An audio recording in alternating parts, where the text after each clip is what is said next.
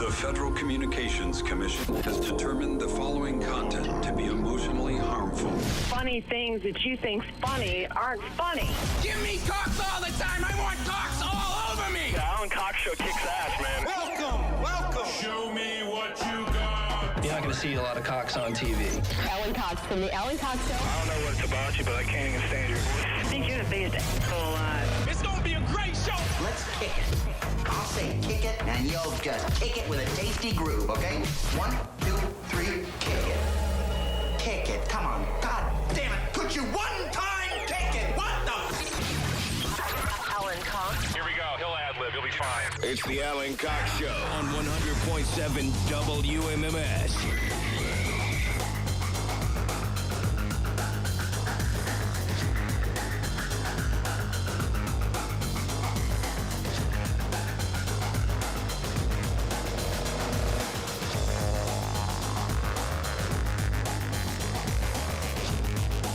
Okay. Hey, what's going on, gang? I don't know what that was. How you doing? My name's Alan Cox. Thanks for being here. Good afternoon. Greetings, salutations, and all that. Say hi to Bill Squire. He's here, too. Hey, creepy hoods. Mary Santora is out.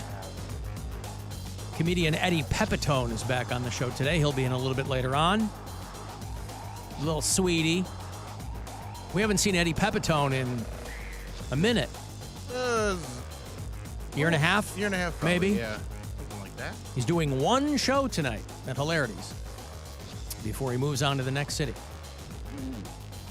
So we'll catch up with him. If you want to join us, there's all kinds of ways you can do it. If you want to call us live, 216-578-1007, 800-348-1007. AlanCoxShow.com. That's where the live video stream comes through, but you can drop me emails there if you listen on the iHeartRadio app. You can use the talkback button. You can text me, 35192. I've been in a garbage mood all day long today, so I'm hoping that I'm fully committed to the program today, putting me in a better mood. It was just one of those days. Yesterday I was in a great mood. Today, a full-on garbage mood. Oh, no. And I don't know why. It's because you're nervous about the debate tonight. The really important debate that's definitely going to change people's minds one way or another. Yeah, everybody's kind of good. People just want to see, they want fireworks. Right. I don't know what, I guess it'll be interesting. They said that something like 65% of people are planning on watching it. I mean, what? The second day of the NBA draft is like 2 hours from now because they didn't want to compete with the... Yeah, which I didn't even know that's a new thing, I think, where they're doing a 2-day draft for the NBA. I thought they had always done a 2-day draft for the NBA. I think they used to do it when they had like 8 rounds back in the day, but now it's only 2 rounds. So I don't think you need 2 days. That's a new thing, I believe. I think it used to be on Thursday, and it would be like both rounds get done that night, and it's over. I assume they stretch it out so they can put it on different networks. Because last night was on ABC, and today's on ESPN. Yeah, and that's the same company. So yeah, I mean, it's a money grab thing. That's what I'm saying. Yeah. I think that they say, hey, why blow this all out in one night? Let's stretch it out into 2 days, and then we can sell more ad time, and we can charge more for it, blah, blah, blah. That's what everybody's got to do now.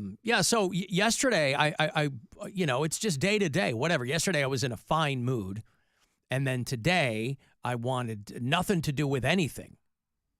I woke up cranky, and I was really, really tired. Usually I'm not.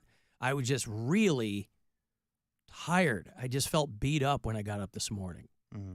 Yesterday, there were a couple Want me to rub your shoulders? No. Well, let's wait till we go to a break. Okay. You know, yesterday... We can just share a microphone. I'll just whisper over your shoulder. Sweet nothings. Yeah. Hey, you're not so tired. Okay. You just need a little relax. It's going to be okay. Yeah, just loose. I really do need a massage. My wife is going to book me a massage for my birthday. Because... When was that? I forget. It was recent, though. But I never want things, so I'm insufferable when it comes to trying to find out I'm like, you don't have to you have to buy me anything, right? Mm-hmm. We were out of town for the bulk of the weekend anyway. She goes, well, what if I book you a massage? I said, beautiful. That's a great idea. Because it's kind of, we're locking into that. Like for Mother's Day, I just get her a spa day somewhere. And then, she goes and hangs out there all day and gets rubbed down and scrubbed and all that kind of stuff, And that's all good. These are things that if you are able to, if you have the time and you have the means to do it, you should absolutely be doing things like that for yourself. Falls under the rubric of self-care, I believe. And I'm not the best at that. I'm getting better. But so anyway, so I know that I've got a massage in front of me. But I was talking to a buddy of mine last night who he and I have the same birthday. I have a whole lot of friends where we have the same birthday. Like our buddy James Burge and I have the same birthday. I have a whole lot of friends. When's James Burge's birthday? I forget. He told me, but and I have a couple of friends that I've accumulated over the years who have the same birthday as I do. But my buddy Todd, he and I were born on the same day, 1971. And I hadn't talked to him in a minute, and I text him on the day, and I go, hey, how you doing? Happy birthday. And he goes, I've been living in Honolulu for 3 months. Oh. And I'm like, oh, no, which smelled like divorce to me. I mean, he and his wife been married a long time. I remember going to his wedding in the late 90s, right? And it turns out it wasn't that. He's from Escanaba, way up in the UP, right? It's practically Wisconsin. And he's been in Honolulu, I guess. But I know this guy because we did radio together a long time ago. When I first went to Kalamazoo, Michigan, he was one of the other guys on staff. But he, like so many other people in this business, bailed out of radio a long time ago. But he worked in Indianapolis and some other cities along the way before he got out of it. And so he had been, he had a house on Lake Michigan in Escanaba, and his wife's an artist, and they're doing fine. But the Honolulu thing made me a little nervous. He goes, no, I just, but my company blew me out, and so I got a job working for a buddy in Honolulu, and his wife's back in Michigan. Oh. He goes, and so we were getting ready to move down here, but then back home, an opportunity came up, so it looks like we're going to stay there, blah, blah. And so we're just kind of checking up on each other, and we hadn't spoken for a while, and he's like, how's everything going there? And I was like, great, and blah, blah, blah. And I said, I'm just doing my thing, man. I'm just doing this until they tell me I can't do it anymore, right? And he's a smart guy. He could probably do a bunch of different things, and he has for the last 20 years. But I'm like, this is all I know how to do, right? And he's like, well, you beat the odds. You're doing it. You beat the odds that a lot of us couldn't beat in this business. You've been doing it for 30 plus years. And so it was just a nice conversation to have. So that at a high level too. It's not like you're just like. Well, my thought is always, look, I've bounced around a bit, and I've been fortunate enough where whatever it is that I do, people dig, and this company has made it worth my while to stay here. But because he's working for these companies and making a lot of money, and everybody's doing fine. But it was like, I've sacrificed a lot of prestige and money along the way in order to do things the way I want to do them, right? It's a big deal. And you don't always get the whatevers.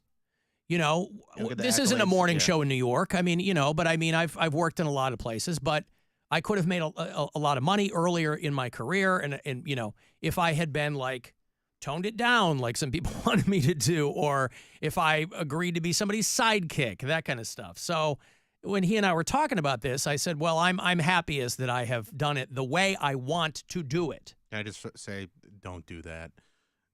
You do what? Don't become somebody's sidekick. It's terrible.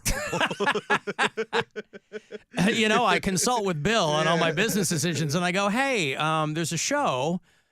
No, but I remember early in my career, because you think of this job in terms of climbing that ladder of like market size, right? And so I'm working in Kalamazoo, Michigan, and I was getting a little bit of heat, even though that's a small market, but you work your way up. And, there were a handful of like really, really big media markets that wanted me to come, Miami and Dallas or whatever. And at the time, that just looks like some kind of brass ring. But I was like, no, I can't. They're like, oh, you're going to be with this guy. I'm like, no, I don't think so. No, thank you. But yeah, so he's doing fine. But we were kind of talking about how strange it is to be 53 years old. We were both born on the same day in 1971. And, our career paths diverged a long time ago. But, he and I were both in broadcasting as young men. And so it was interesting to talk to him and kind of catch up. He has grown kids too. And it was very, very interesting. So yesterday was a pretty good day. I talked to him last night. He kind of called me out of the blue. He was in the airport in Hawaii, headed back to, I think he was going to LAX and then going to Detroit. But so it was a nice conversation. And then I woke up this morning, and I don't even have the fumes of that. Right? I'm not even surfing that good wave. I was in a garbage mood all morning, and so I'm merely being candid with the audience because if at any point today I'm snippy, well, let's be honest. If I'm snippier than usual, you'll know what's going on. Well, we'll see if my good mood can overtake your bad mood or if your bad mood overtakes my good mood. We'll see. It's the yin and yang, baby. I had a great time last night, and I'm having a good day today. And so we'll see. We'll see if we can balance each other out. Okay, good. Well, we're all we've got today. I'm going to take a break. You want to send a text, 35192, AlanCoxShow.com for everything else. The Alan Cox Show. On our free iHeartRadio app and your favorite smart device. Just tell it to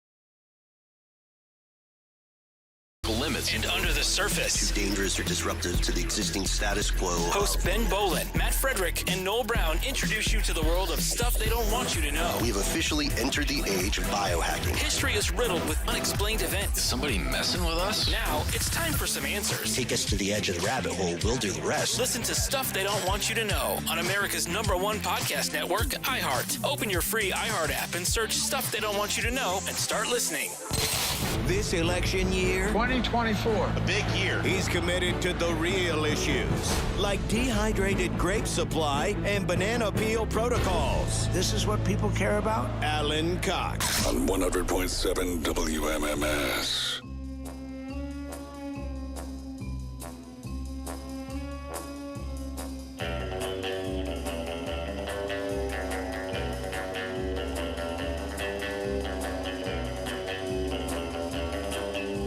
Three five.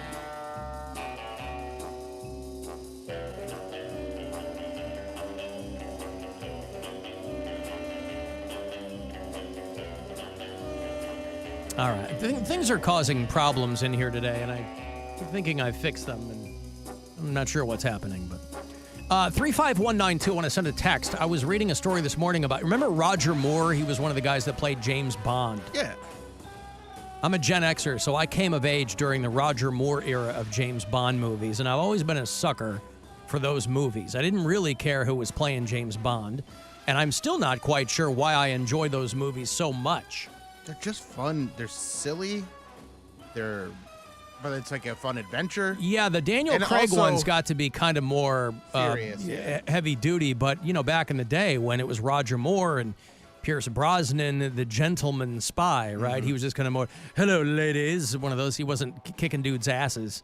I mean, Like Daniel Craig was. There were fights, but it wasn't. Fights, but the way the fights evolve over the years, from the Sean Connery ones where they're just slobber knockers and like wrestling more than choreographed fights. Like there's just like the old, probably the first 2 or 3 James Bond movies with Sean Connery. Sean Connery. Yeah. Literally they're not even really throwing punches. They're just like throwing each other around. They're really like boring fights. Well, I remember because Sean Connery had come back to play James Bond in the early 80s. He came back, and there was a movie called Never Say Never Again. And it was another one shot with him coming back to play James Bond. And it was based on Thunderball, which they had already made, I think. Yeah. But he came back and played it. But when I was a kid, I was watching the Roger Moore ones. So I was watching The Spy Who Loved Me, and I was watching frigging Moonraker. I saw that movie a billion times because it was on in like the early days of HBO, which we didn't have. But when I would go to my grandmother's house, she had cable. We didn't have cable. And so when I go to my grandmother's, like in the summer or whatever, you know, she'd go to bed at 8 o'clock, and I'm up all night watching HBO. And Moonraker was on all the time.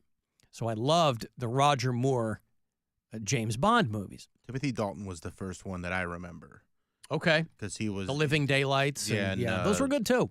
What was the License to Kill? License to Kill. View to a Kill. View to a Was Kill. that him? I thought it was License to Kill. You might be right.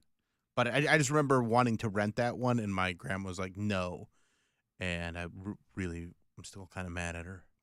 Because I wanted to watch that. View to a Kill was the last Roger Moore one, I think. Because he did For Your Eyes Only. He did The Spy Who Loved Me. He did Live and Let Die, which was very controversial because Live and Let Die, you know, he's in bed with black girls. Yeah. And even in the early 70s, when Mormons went to go see that movie, their heads exploded. They couldn't get there. No, they're like, but just don't let them in the church. Right. And then, of course, he did a movie called Octopussy. Yeah, very which, subtle. You know, all of the social mores, by the way, in any given time, they seem to be set aside for James Bond franchise movies.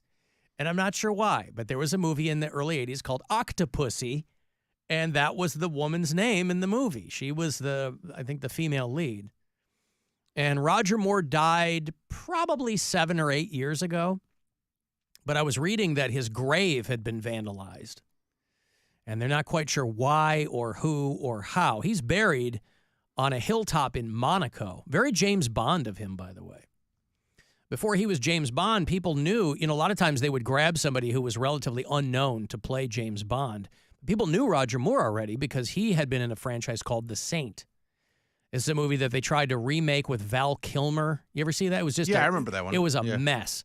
But the character, Simon Templar, was a guy that Roger Moore had played. So a lot of people of that era knew him playing The Saint. I didn't know that. I only knew him as James Bond. And when he was in the Cannonball Run, he was in those movies too. He would do James Bond movies, but in between, he'd be doing stuff like Cannonball Run. I think he was a priest in the Cannonball Run or something. But I loved seeing him in those movies. And he'd been married a bunch of times, and, he was a relatively right-wing guy in real life, but he was a good actor. I liked him a lot in stuff. And he was, that movie Moonraker I was referring to, of course, the bad guy was an actor named Richard Kyle. And his character was called Jaws because he had these silver sharp teeth, right? Moonraker was the one in space. They were raking the moon. I assume that's what it was. But Richard Kyle was also the big guy in Happy Gilmore. Yeah. The really weird looking guy. That was kind of Adam Sandler's nod to that actor and that character. But Roger Moore had played the Saint. They gave him a little cameo in that Val Kilmer movie, too. I think that was probably the last one he did before he died. But, or it was a TV show that they had rebooted. The Kilmer one was the early 90s, I think. Anyway, somebody vandalized Roger Moore's grave, which is this big marble thing on a hilltop in Monaco, and it has the family crest. It has the Moore family crest on it. And it was pried off. Somebody took photos of it. It was pried off of his, you can see the glue marks, and I don't know what they used, probably a crowbar. But if something like that shows up on eBay or at Sotheby's, then they're going to know what happened. I mean, he's buried there with, I think, other people or family members or members of his family. I mean, hence the crest. So, I don't know. I mean, for a guy who played James Bond to be buried in Monaco, you figure you traveled a lot playing that character. So you probably found yourself falling in love with all kinds of places around the world because they would shoot on location. And a small cemetery in La Jolla, Monaco, if I'm pronouncing La Jolla properly. I don't know. And somebody pried off the Moore family crest. Do the Squires have a family crest? Not that I know of. Okay. I don't think so. There probably was at some point because English. Yep. Like we're very British. Yep. Of that descent, but I've never seen it, never been shown it. Yeah. Not anything that they passed down that I'm aware of. Yeah. When I was a kid, we had a family crest because when I was young, we could only afford one tube of toothpaste.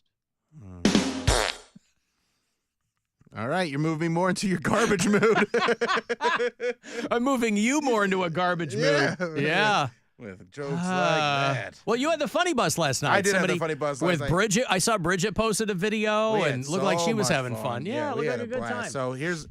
So I get there, and I'm going to keep this person kind of anonymous because I don't want them to get in trouble. Kind of anonymous. Yeah. Yeah, okay. I get there, and someone comes up to me like, "Hey, Bill, I'm excited for the bus ride tonight. Is Mary coming?" And I was like, "No, but Bridget's coming." And he's like, "Does Bridget have?" And then he like holds his hands out like big boobs. jugs. Yeah. Like because Mary does, and every time I see her, I'm like, She does? That's what he was saying. I'm just repeating what I was he's gonna say I haven't saying. really paid attention to Mary's jugs. And he's like, every time I see Mary, I'm just like, I need to stock up on Fruit Loops because of those milkers. Boy, And I just was like, this wasn't Ray, was it? no. Okay. No, it was not Ray. It's not anybody, but it is somebody. But I'm just keeping them. I don't get Partially anonymous. Yeah. Yeah. And just going on, I was like, well, Bridget's got. I think she's got boobs, but I don't. But I also was shocked at him thinking that Mary's got these gigantic boobs when they're just pretty regular, like nothing wrong with them. But he was just going on and on about how much he needs Fruit Loops. This was a for guy, boobs. just to clarify, set the scene here. This was a guy at Collision Bend, or this was a guy on the bus? This is a guy at Collision Bend that went on the bus. Gotcha. Yes.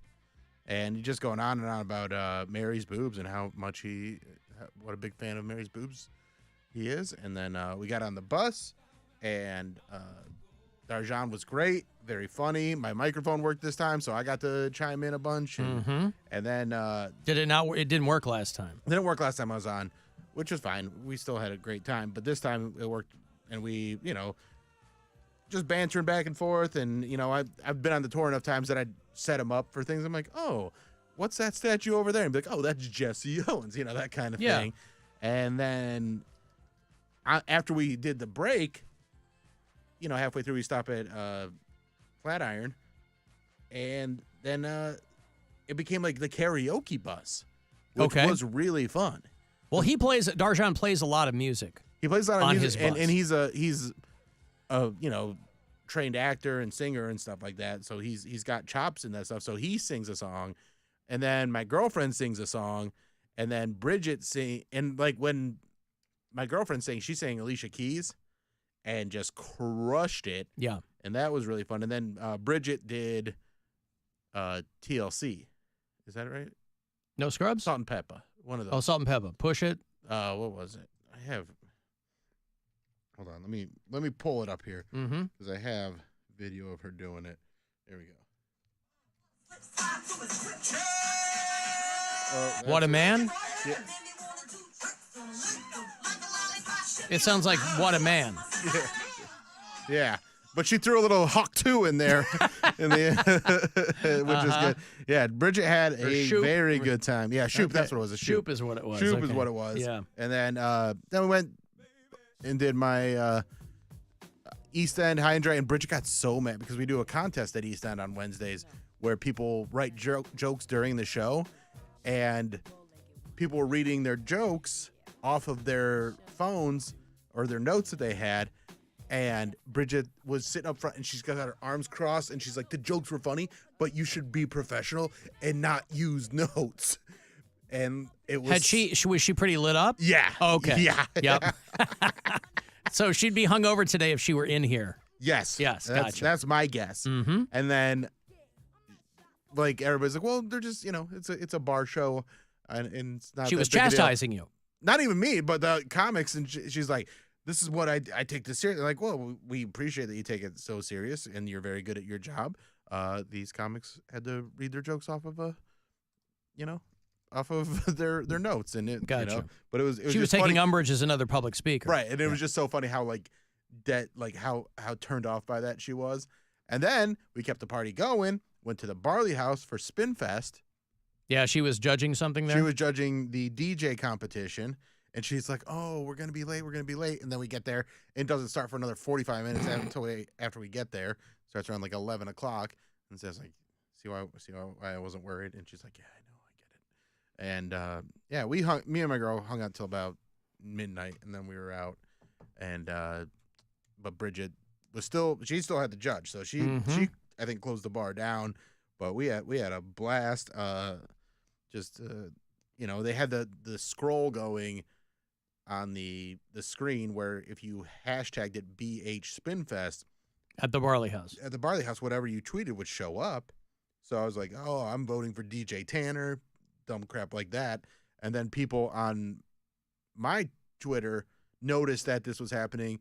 So then other people that are just like friends with me or follow me started using the hashtag and started sending some pretty unhinged things and boobs and stuff like that. And then to the screen. Because even though they weren't there, they're like, it's like at a Cavs game. Use this hashtag. And because they had no filter on it either. Right. So like Tommy put her boobs up on there, and it was pretty funny.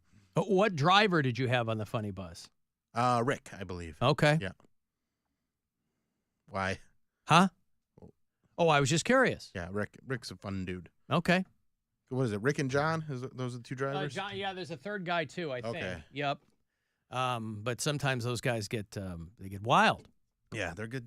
It was a good time. All right. And all the people that came on, I think there was a lady named Wendy. She got up and sang, what did she sing? Gladys Knight. Okay. Georgia, Midnight Train to Georgia. Oh, yeah. okay. And the Pips. Yeah. Yeah, it was a wild time. You can't have Gladys Knight without Pips. I was very happy with the way everything went, and it's a bummer that we're done with the Funny Bus for the year. Well, you can still go on the Funny Bus. You go to funnybus.net, and you can schedule a tour for yourself. Schedule private tours, whatever it is. But, yeah, it's a lot of fun. So hopefully we'll be doing it next spring. Yeah.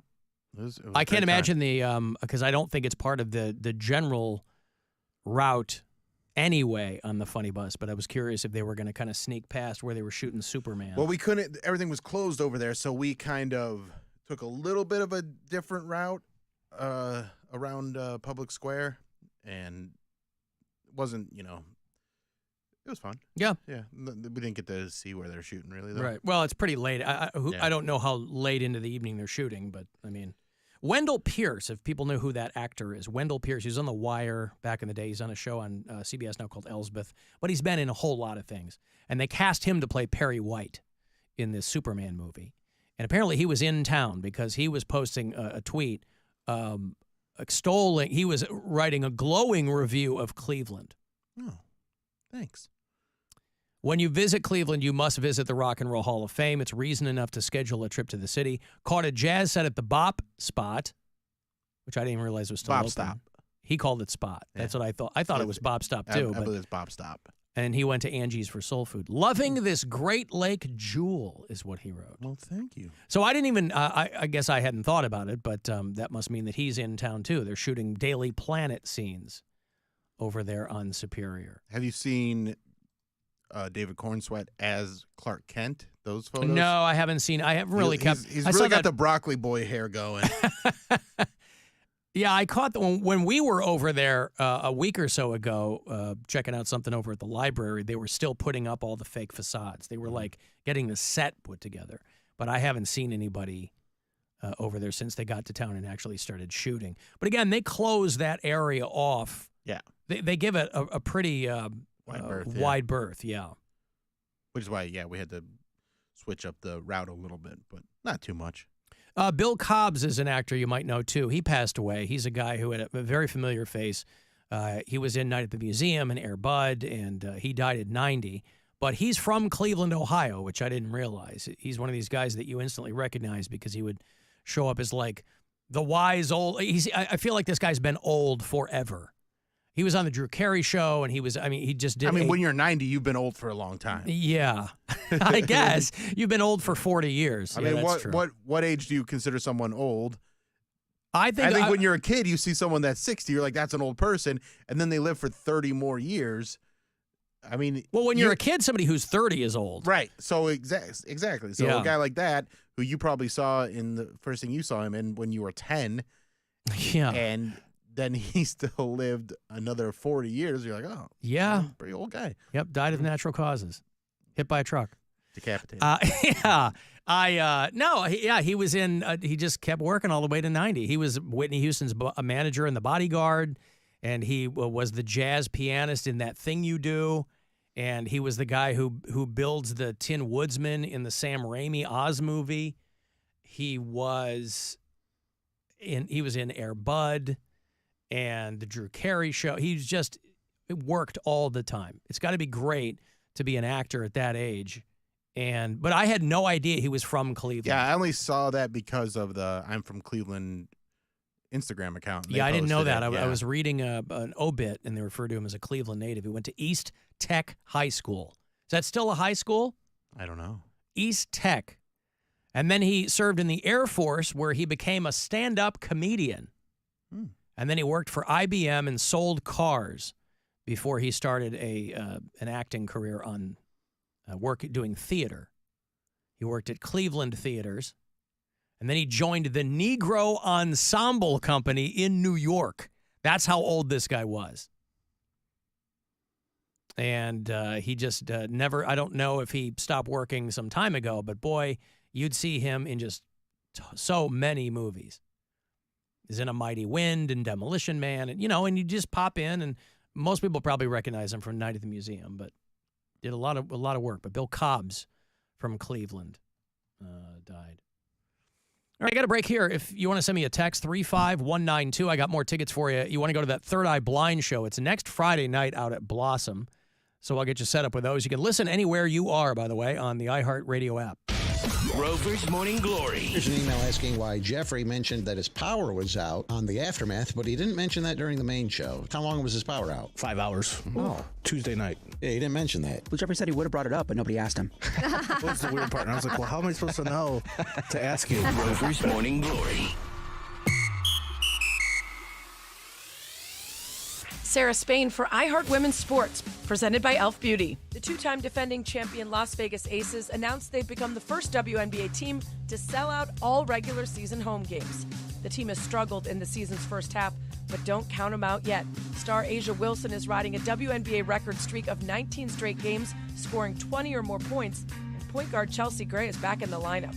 For more women's sports stories, subscribe to Good Game with Sarah Spain on iHeart Podcasts. When it comes to women in sports, Elf Beauty is all about leveling the playing field. The same goes for the boardroom, where Elf is one of only 4 publicly traded U.S. companies with a board that's 2/3 women and 1/3 diverse. Learn more at elfbeauty.com. Your afternoon drive is brought to you by the Ken Ganley Auto Group, Ohio's #1 automotive retailer. Play, learn, and compete at Engage Virtual Range. The ultimate indoor shooting adventure, Engage Virtual Range offers something for everyone. Select from a variety of training classes or just shoot for fun.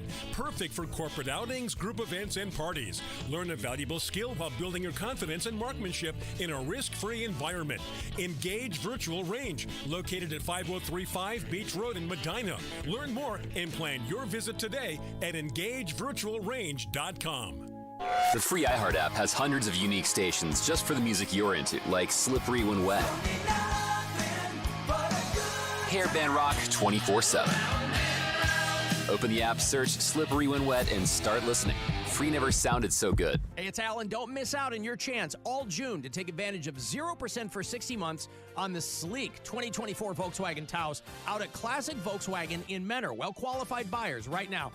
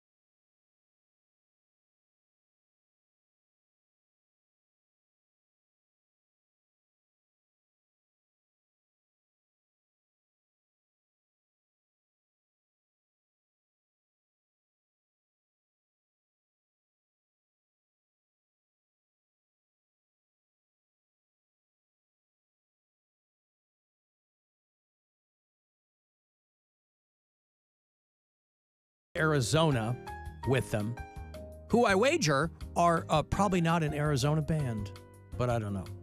All three of them next Friday night on stage at Blossom. LiveNation.com for all the other details. You can get this pair from me here. Be caller number 10, and they're yours. Good luck. 216-578-1007 or 800-348-1007. What feels great to do is absolutely free, can be done by yourself, and yet no one ever mentions it. It's the Alan Cox Show On the Buzzard. WMMS.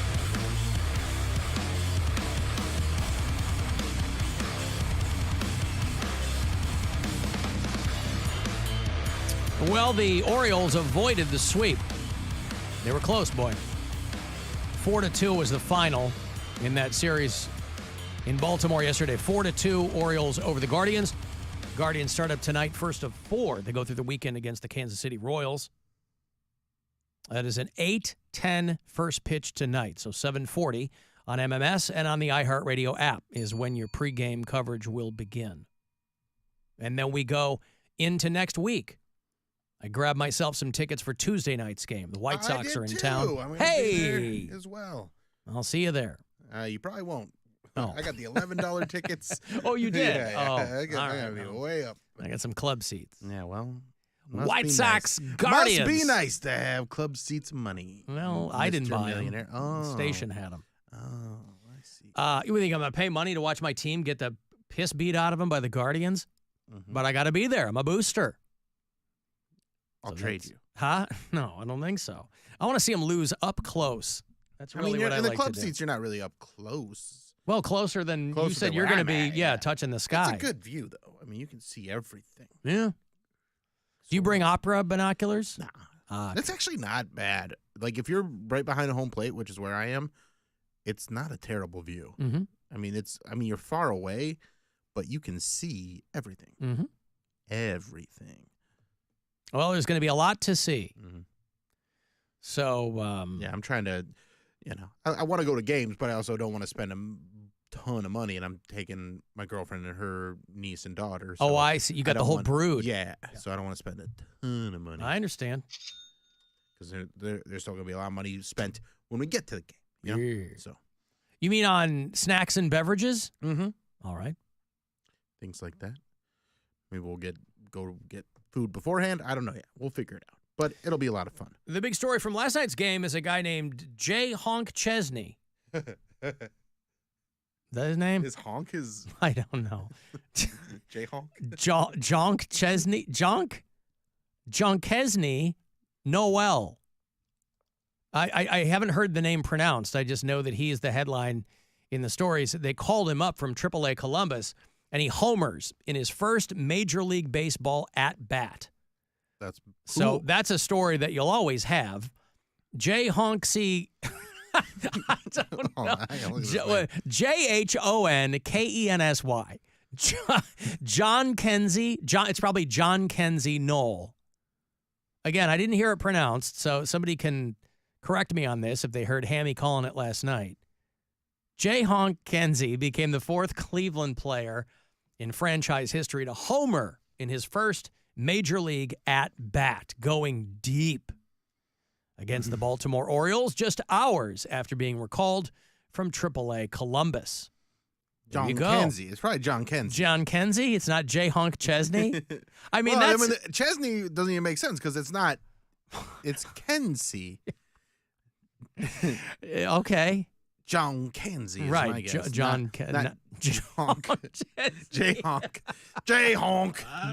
It's Kenny Chesney's lesser-known twin. Kenny and J. Honk Chesney. Boy, when they were younger, they went everywhere together.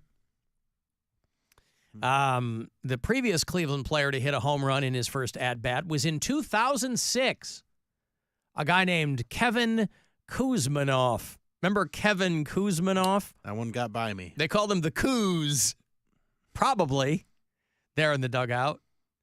Everybody give it up for the Kuz. Who was that managing? Was that Manny Acta?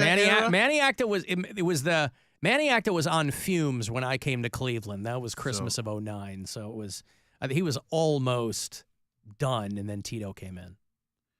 Because I think Tito's the only guy between Manny Acta and the new guy, Stephen Vogt. It wasn't. Right? It wasn't Manny Acta. It was the guy. It was Wedge. Eric Wedge in 2006, I believe. Oh God, I don't even know that name.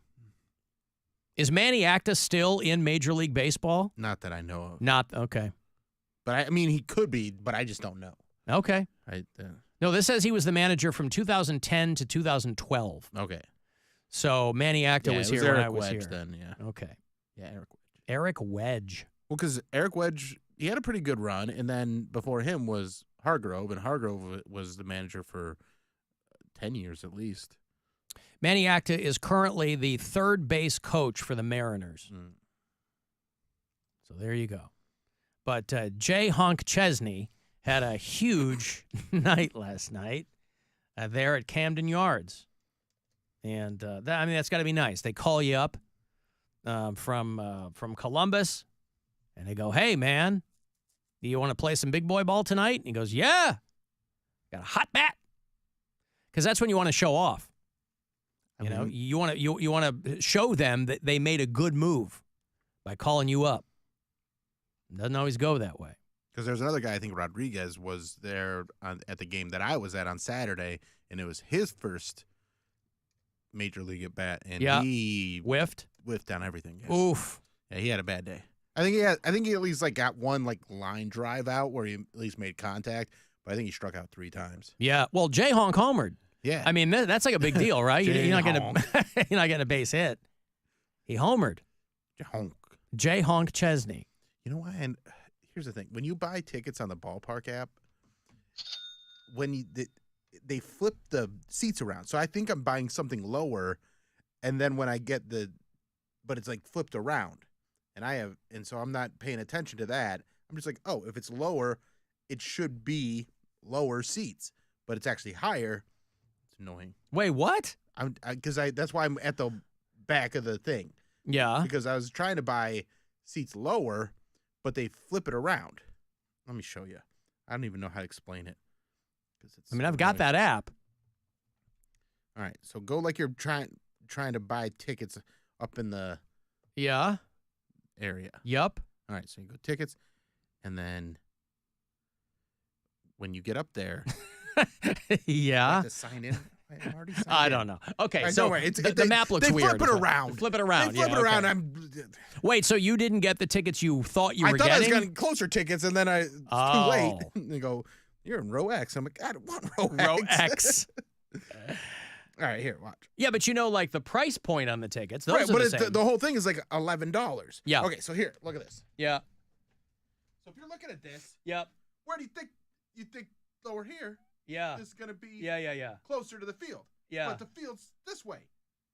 And but it says field. I see that now. You didn't see where it said field. I didn't see where it said field. You thought the field was at the bottom. I thought that, yeah. Oh, so you played yourself, playa.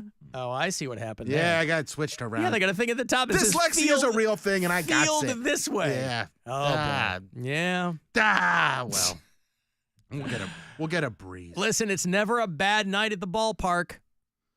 Well, those aren't the last row's $11 tickets anyway, so I'm fine with that. Then I can take everybody up there for $40. It's not gonna hurt my wallet too bad. I was reading about a dude who broke into, I think this was in Pennsylvania.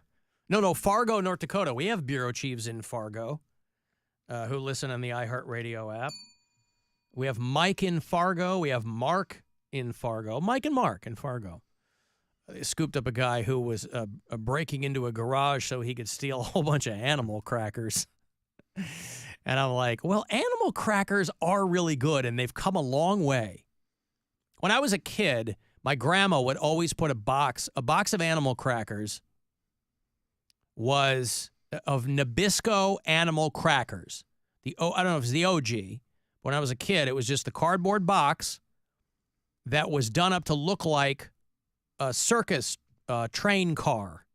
So it had the animals on front, and then there was just a little wax paper bag on the inside, and you'd open it up, and you'd have these dry-ass animal crackers. She'd always put them on our Christmas stockings. But animal crackers have come a long way. I think you can still get a bag of the dry ass plain animal crackers. I didn't know there was any developments in animal crackers. Yeah, now they have them frosted. I mean, they had frosted, like they had the pink frosted ones that I remember from when I was a kid. But it was still like it wasn't like a great frosting. It wasn't like, it was just like that dried on frosting. We had the Barnum's Animals Nabisco animal crackers. I don't know if they still make, because now you can get animal crackers in like a plastic jug that looks like a bear. Why they single out the bear, I don't know. You can get animal cookies. Those are traditionally the frosted ones. But the Barnum's Animal Dry Ass Cookies are the ones that we always, they're not called dry ass cookies, but they should have been called some that. Dry ass cookies. Merry Christmas, grandson. You'll find an extra present in your stocking next to the orange. What was drier? Those animal crackers are the ones that came in the tin. Like I don't know that I had the ones. You don't remember those? No. Like the ones that came in the tin that with the little paper cups around them? No. Don't know that. Oh, those things are dry. I don't know that. No. You don't remember? You never had them? I mean, I know what you're talking about. I don't know that I had them, but we would have the Barnum's Animals Dry Ass Cookies. And, of course, I mentioned this yesterday. Nothing is drier than the roasted fava bean snacks. Those things, boy, you need a gallon of water to get through a bag of those. Like a British comedy from the 80s. That's right. Bone dry. Bone dry. Yeah, so now they have all kinds of animal crackers. So they were exceedingly stingy on the details of this guy who was breaking into a garage to steal the animal crackers. They found him with a throwing knife on his belt and a bud of marijuana in his baseball cap. I don't know what the state of marijuana legalization is in North Dakota, but this guy had a little bud in his cap. That's where he wanted to keep it. And so they go into his backpack, and there was more pot, and there was a lockpick tool, and all the stuff that you need to break into stuff, and 2 pair of women's underwear that he said were his girlfriends. But he was breaking in. They determined he was breaking into the storage unit there in Fargo to steal animal crackers and women's clothes. A guy named Daniel Meisner was the guy that they scooped up. So you've got to think, boy, if you're breaking into a storage unit, if you've ever, people watch Storage Wars, right? That show really, I don't know if it's as popular as it once was. But that's a show that's been shown around the world. I remember we were in Corsica years ago, and the Storage Wars in French was on. And, if you've ever watched that show, people stop paying their storage rent, and then it's the property of the place. So they come by with a big bolt cutter. That's the whole premise of that show. People that have stopped paying for their storage unit, they auction them off. This guy didn't want to wait for that. This guy wanted to get in there. He's like, hey, there's thongs and animal crackers in there, and I'm getting in there. I don't care what anybody says. Alan McDonald's animal cookies were always the best. Oh, I remember those. Yeah, I remember those too. Those were pretty good. Reese's makes Reese's covered animal crackers. Bill is talking about Danish butter cookies. Yeah. Well, that doesn't sound like a dry cookie. But they are. Yeah. They're pretty dry. Okay. Well, I got to get a line on those Reese's ones. They're made with butter. Yeah. And so, to my mind, people give me a hard time about how I eat, but I have to think that it's because of the way that I was raised when it comes to food. I was getting dry-ass animal crackers. I was getting lima beans I didn't want to eat. I was getting all kinds of hippie dishes, that were supposed to be good for you, but I didn't want to eat them. Friends, Bill Wills here for Barnum's Dry-Ass Animal Crackers. Dry-ass animal crackers. Friends, I'm Bill Wills. Do you hate moisture? Do you? You hate it, especially in your mouth? Yeah. You want to not be able to hawk to? Hawk to your animal crackers all over the place. I've got a little bit of poop news here before I go to a break.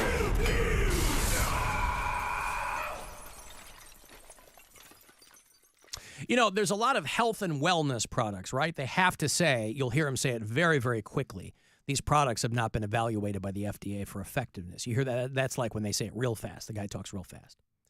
And, there's a debate to be had on the credibility of the Food and Drug Administration. But it is really funny how people flipped on a dime with some health products.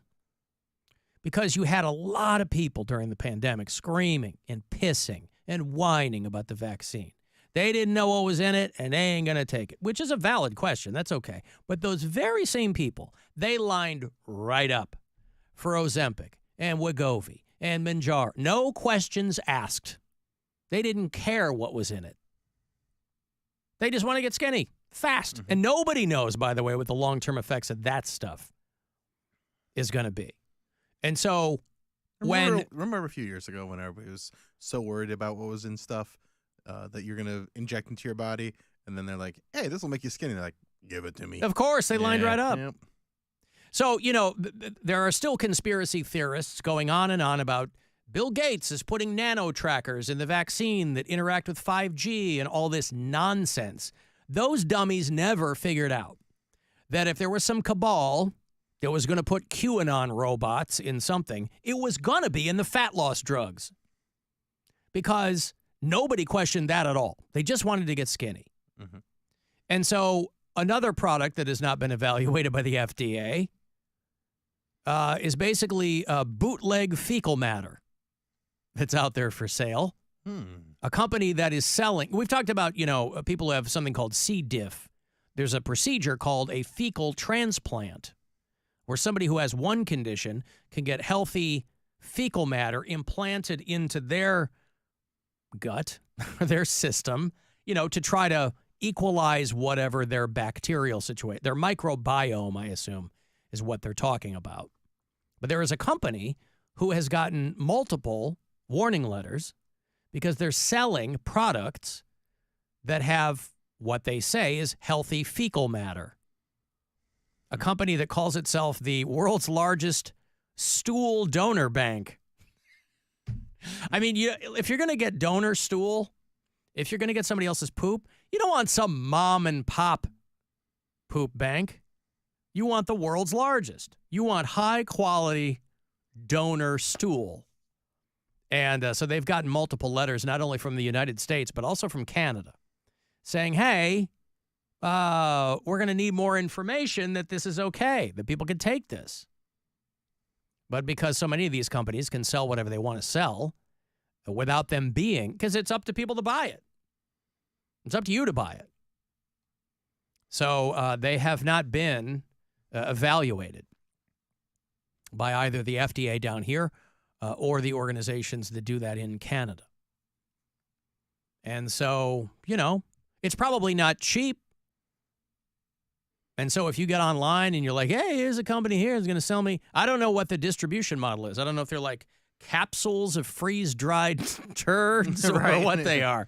I don't know if they're I hope fecal it's not capsules because that's just too easy to you don't want to mix that up and be like, oh, this is not to be taken by mouth. Right. These are some tiny little suppositories. You don't want to accidentally take somebody's fecal pill. Well, no. Mm-hmm.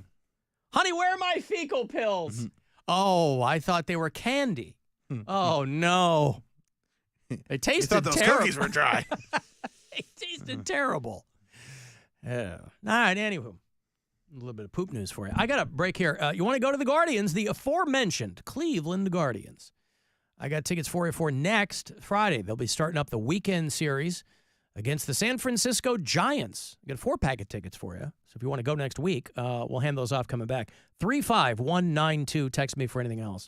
It's the Alan Cox Show. Everywhere on our free iHeartRadio app or whatever smart device you have. Just tell me to play the Alan Cox Show on iHeartRadio. Our iHeartRadio Music Festival, presented by Capital One. Coming back to Las Vegas.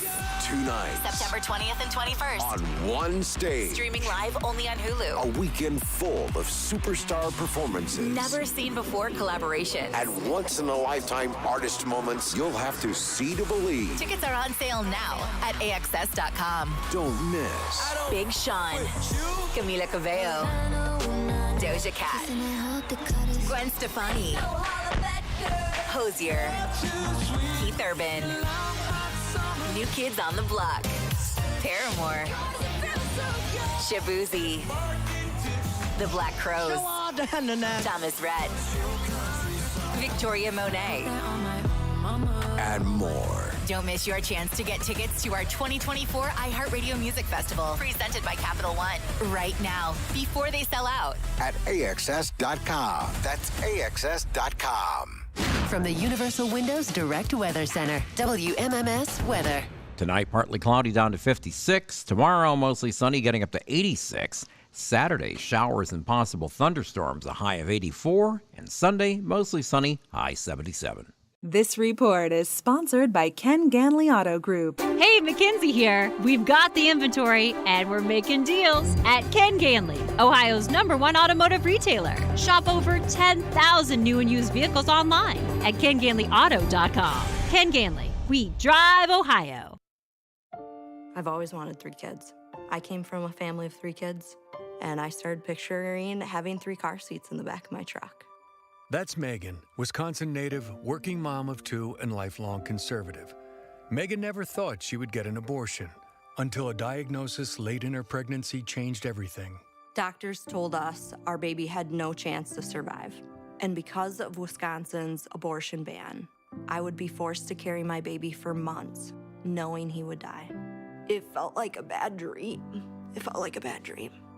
To get the care she needed, Megan had to leave the state. And now if senators in Washington pass a national abortion ban, families like Megan's will have nowhere to turn. These decisions should be made privately amongst women and their families. And government should have no say in that. No senator in Washington should support a national abortion ban. Paid for by Free and Just. Visit freeandjust.us to learn more. Tired of routine Walgreens trips? Get rewarded for shopping with Drop. With Drop, you can earn free gift cards on groceries, gas, and more. Download Drop now and use code DROP55 to get $5 in points. Join Drop today. It's the Kia Summer Sticker Sales Event. So give your friends something to look at and make this a summer to share and save with a capable Kia SUV like the Sorento, Sportage, Seltos, or Telluride, or a powerful sedan like the fun-to-drive Forte, each backed by a 10-year, 100,000-mile limited warranty. And for a limited time, get 1.9% APR for 48 months for well-qualified buyers and $1,000 bonus cash on specially tagged 2024 Sportage and Sorento models. Kia, movement that inspires. Call 800-333-4KIA for details. Financing for 24 to 48 months from Kia Finance, subject to credit approval for purchase of a new 2024 Sportage or Sorento. Excludes hybrids and PHEVs. $21.65 per month per $1,000 financed at 48 months. $1,000 bonus cash on specially tagged models must be applied as down payment. Must take delivery by 7/8/24. Limited inventory. Warranty is a limited powertrain warranty. See retailer for details. Hey, it's Charlie. You could win a backyard barbecue at your house with me, WMMS, and Circle K. Register right now at WMMS.com. Be the lucky winner of the ultimate backyard barbecue from Circle K. Prizes, Bud Light swag, food, and more. You invite your friends. We bring the barbecue.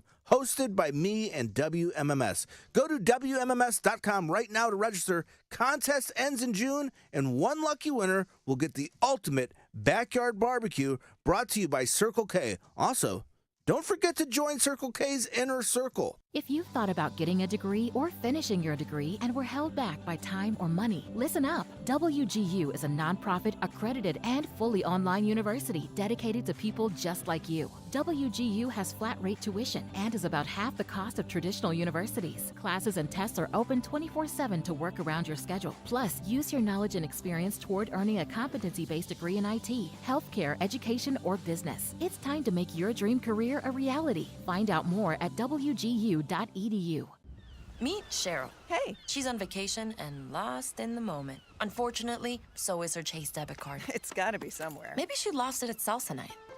These skirts should have pockets. Or maybe she lost it at Pilates.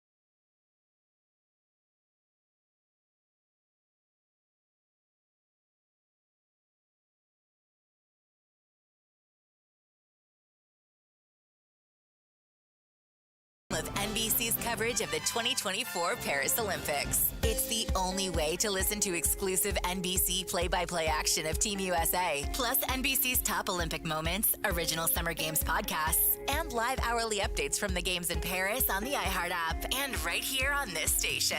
Be sure you have the free iHeart app, the exclusive audio home of NBC's coverage of the 2024 Paris Olympics. iHeartRadio. It's time to give. It's time to give stuff away. All right, you want to go see your Cleveland Guardians next week? I got you a 4-pack of tickets here. The Guardians are going to take on the San Francisco Giants next Friday night. That's going to be fireworks night out there. Phantom fireworks, Larry Doby celebration. The first 10,000 fans get a free shirt courtesy of Phantom fireworks. So that'll be a big night out there. It's a 7:10 start at Progressive Field. Make sure you have that MLB Ballpark app. That will always help you out. Make it easy. A 4-pack of tickets. Just throw them right on your app there. For the Guardians and the Giants next Friday, good luck, caller 10. These are yours. 216-578-1007 or 800-348-1007.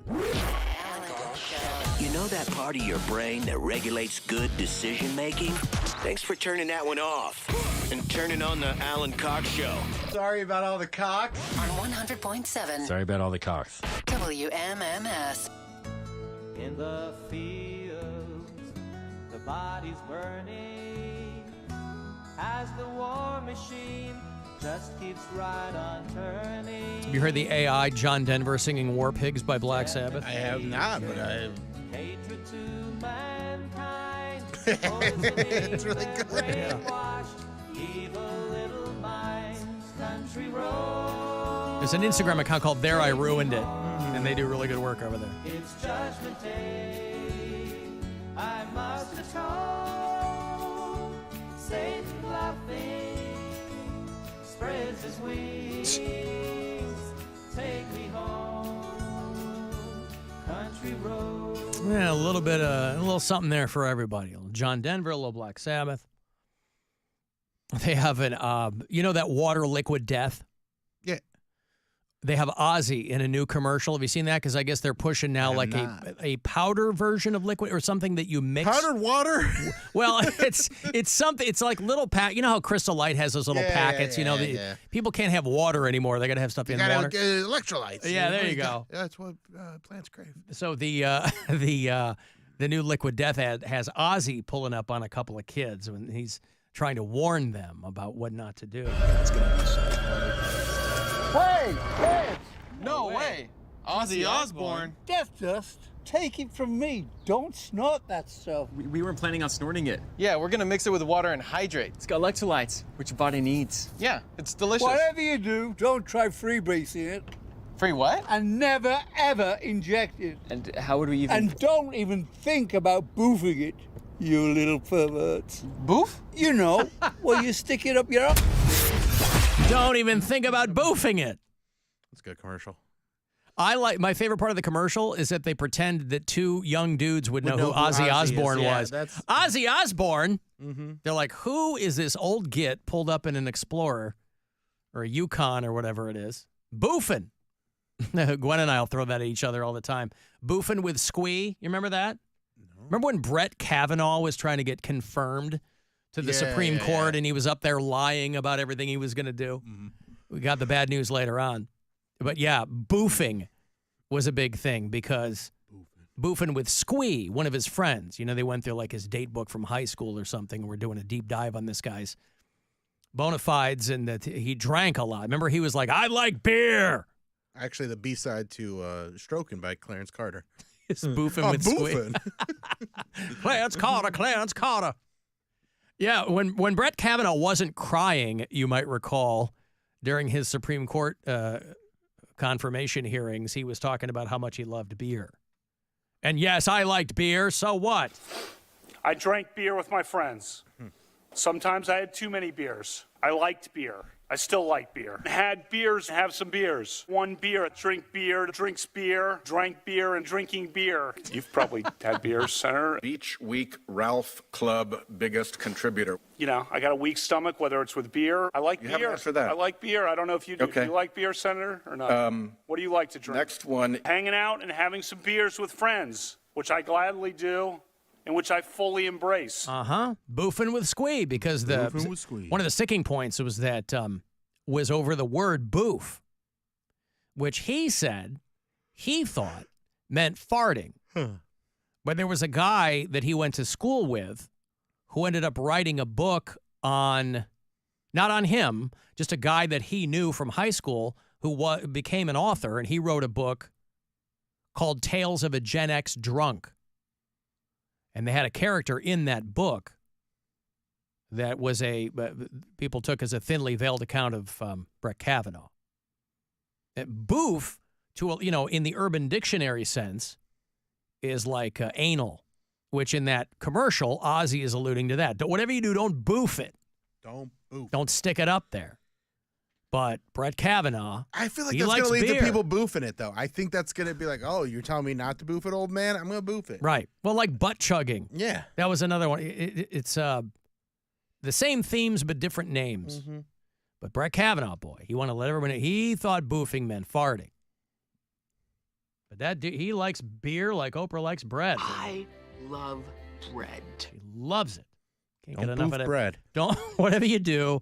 Don't I boof see a that crouton. I see that baguette sticking out of your sticking out of your grocery bag. Have you ever boofed anything? Is that actually a way to get the results that you want? Because I mean, it seems like it makes sense. Right. Like the idea is that if you boof alcohol, you get drunk real fast, right? Well, because That's the those are idea. very thin membranes up there. So Yeah. it stands to reason. It's like, people, the same kind of membranes that I think are in your nose. Was there an episode of Mythbusters for this? There might have been. Did they do a boofing episode? Might have been. I don't know. I'm sure we've got some people in our audience who'd be able to tell us with a large degree of certainty.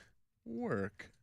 But I remember butt chugging and the myth about girls that were soaking their tampons in vodka and putting them up there.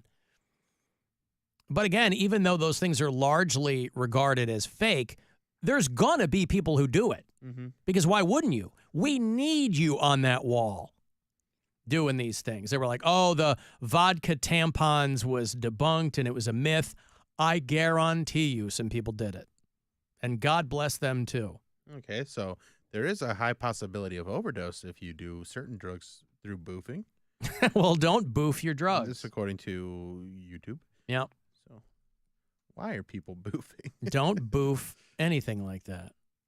Okay, so it does work, and you will feel the effects immediately. I was gonna say it stands to reason that it would. It's nothing I've ever tried, but yeah, I'm gonna listen to Ozzy, and I'm not gonna boof electrolytes. Yeah, don't boof any or of anything. That. Yeah. I was and it also just seems awkward to do it that way. Like you're at the bar, and then you gotta like. Excuse me, I'm gonna go boof this drink in the bathroom real quick. I'm gonna go. Hey, I'm bringing my travel funnel. Can you take the umbrella out, please? This is really a two-man job. I'm gonna do a handstand. You're gonna put a funnel in there, and then grab a handle of pop-off. Just pour it right in there. Let's see what happens. No, somebody published a map, one of these data pages. I'm always a sucker for these, where they compile large amounts of data, and then we'll show it to you in a pictograph. And the one I was looking at this morning was the most favored drugs for each state in the union. You know, talking about yesterday about cocaine, whether or not cocaine is cool. Well, cocaine is Ohio's favorite drug. Illicit drugs. They don't put marijuana in here because obviously it's legal in a lot of places. But like, for instance, most of the West Coast, they're really into hallucinogens. They want to get messed up that way. Meth is big in kind of the middle of the country. East Coast is more of a cocaine. And then in the South, they're just kind of more into pills. Heroin, that's going to be your southeastern United States. And you have outliers here and there. Maine is also into heroin as well. That's where the phrase Maine line came from. Oh, really?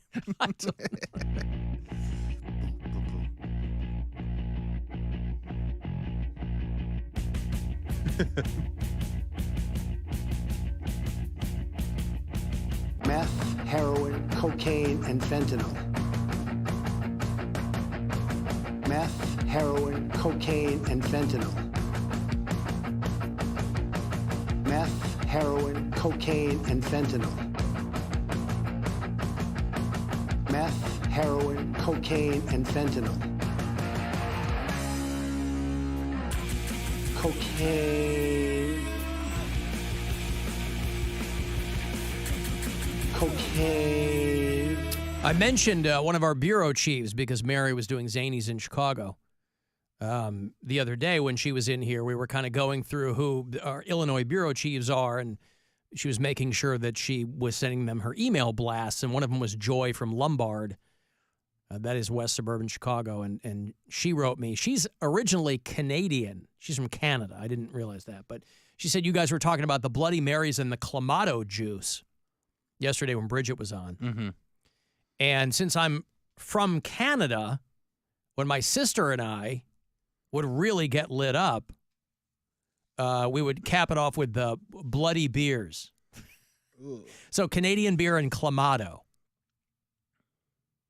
And her parents live in Florida. And she's like, Clamato only sounds good when you're hungover. Clamato and Miller Lite, maybe. But all these little permutations that people can construct, or, you know, when you're coming of age and you're just kind of starting to know what you like, if you're somebody who drinks alcohol. I mean, you know, I got hammered when I was 15. I didn't drink again for 11 years. And then I dove right in. I dipped my toe back into the alcohol with vodka cranberries because I didn't know anything about anything. Yeah, I remember. And so people were like, oh, just have a vodka cranberry. I go, okay, give me one of those. I don't know. When I first started dabbling in alcohol, I would do rum and cokes just because I knew what it was. And I remember having one with a comedian named Johnny Sanchez. Yeah. Remember Johnny? I do not. Okay, well, he's a very funny guy. And I was such a lightweight. I think I got like 4 sips in, and I was like, I'm good. And he's like, are you sure? I'm like, listen, I'm new to this. And he's like, all right, well, next time, you know, just get what I like and then take 2 sips and give the rest to me. Mm-hmm. And I was like, okay. Oh, I know Johnny Sanchez. Yeah. I Googled him here, yeah. He was on Mad TV. Yeah. No, the one time that I drank in college, because a friend of mine, her boyfriend, she was dating a much older guy, and he was a trader at the Board of Trade, and he bought a bar in Lincoln Park. This would have been probably like junior year in college. And she calls me up and she goes, hey, my boyfriend bought this bar. You want to come check it out? He bought it from somebody, so it wasn't like he was building it from the ground up. It just changed ownership. So it was an up and running place. It's not there anymore. It's long gone. But at the time, 30 years ago, it was a pretty hopping joint. And she goes, oh, come down. We'll just, we'll sit around. And it was really dead. So she's like, let's come. And we sat there drinking Sambuca, I think, and vodka cranberries. And a buddy of mine went with me, and he was this giant person who had been in the Navy or whatever. And so he and I proceeded on a Tuesday night to get shredded. We weren't driving. We just took the L, right, back to where we were. And I remember it vividly because when we were on the platform waiting to go back, waiting for an L train, he tore a payphone off of the platform column and threw it to the ground. Jeez. yeah. He's like the friggin' Hulk. And I was like, all right, I'm glad you're not better the payphone than me. That's how long ago it was. There was payphones that you could pull off and do things to and with. Hey, Woody. Alan. Yes, sir. How's your day, brother? So far, so good. No, you had a garbage day. Garbage mood. Garbage morning. Yeah. Garbage morning. Garbage morning. Hey, Bill, how are you, brother? I'm doing great. I don't let my emotions run my life like Alan does. Yeah, you know me. What's you up, guys Woody? were just talking about alcohol. And the girl who was drinking beer in Clamato, that's been a mainstay in the morning. It's called a red eye, I think. Yeah. It's been around since time immemorial. And I actually Now got a red eye that a sounds couple like days that sounds like what you would call butt chugging a Bloody Mary. ago. I saw that. I saw that band. They were Yeah, awesome. right. But yeah, I mean, I don't know. I don't even know where I was going with that. I love all kinds of alcohol. I don't know if there's any kind of alcohol that I really can enjoy. Well, there you have it. I mean, for anybody who is concerned, then there it is. Everybody was worried about that. Yeah, we Everybody were. was like, oh, but what kind of alcohol does Woody not like? It's a very short list, is what he's trying to say. Did you ever boof, Woody, in your younger years? Did you ever boof? Any butt chugging? Never. You know, when I heard about that years ago, I'm like, what is wrong with people? What is really wrong with people? Well, some people got to get creative. Yeah, you know? people are always looking for new ways to get messed up, and you know we need those pioneers out there putting themselves in harm's way so that the rest of us, you know, Chuck Yeager had to break the sound barrier so everybody else could follow, and other people have to do that with illicit substances, and good for them. Right. Let's lick this toad and just see what happens today. Yeah, sure. Try boofing it. Boof that toad, baby. That's animal abuse. Boof that toad, brother. Yeah. All right, thank you, Woody. Cheers, guys. All right. Alan, in college, the butt chug was very popular at Cleveland State. Well, yeah, they're looking for things to do over there. The female version was called the Beaver Creek. So stupid. I love now Dick's gonna call. I worked at the Beaver Hey, Creek. I'll tell you what. I wonder if he ever butt chugged with his lady. I don't think he drinks all that much. I think you're right. He doesn't seem like a butt chugger to he's me. naturally addled. Yeah. Alan, you were talking about that company that was selling the fecal supplements. I bought something from them solely on the strength of their jingle.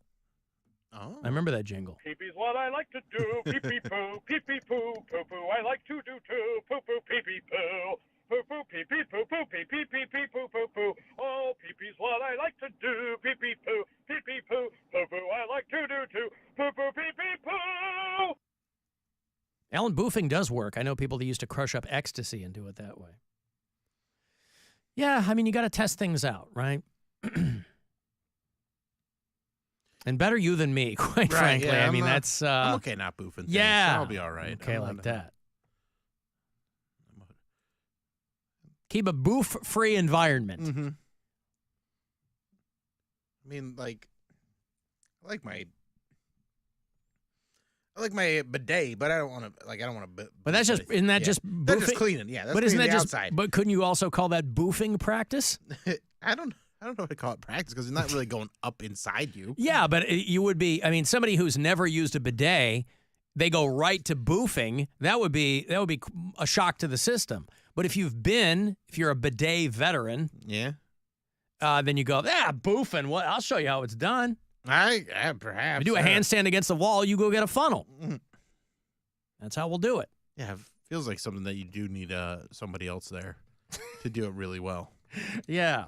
Well, maybe Brett Kavanaugh was when he was boofing with Squee back in the day. Maybe that was what he was into. He carried his own funnel with him everywhere he went. Some of my songs I have casually mentioned the fact that I like to drink beer. This little song is more to the point. Roll out the barrel and lend me your ears. I like beer. It makes me a jolly good fellow. I like beer. I bet he rhymes it with yellow. It helps me unwind, and sometimes it makes me feel mellow. You lose.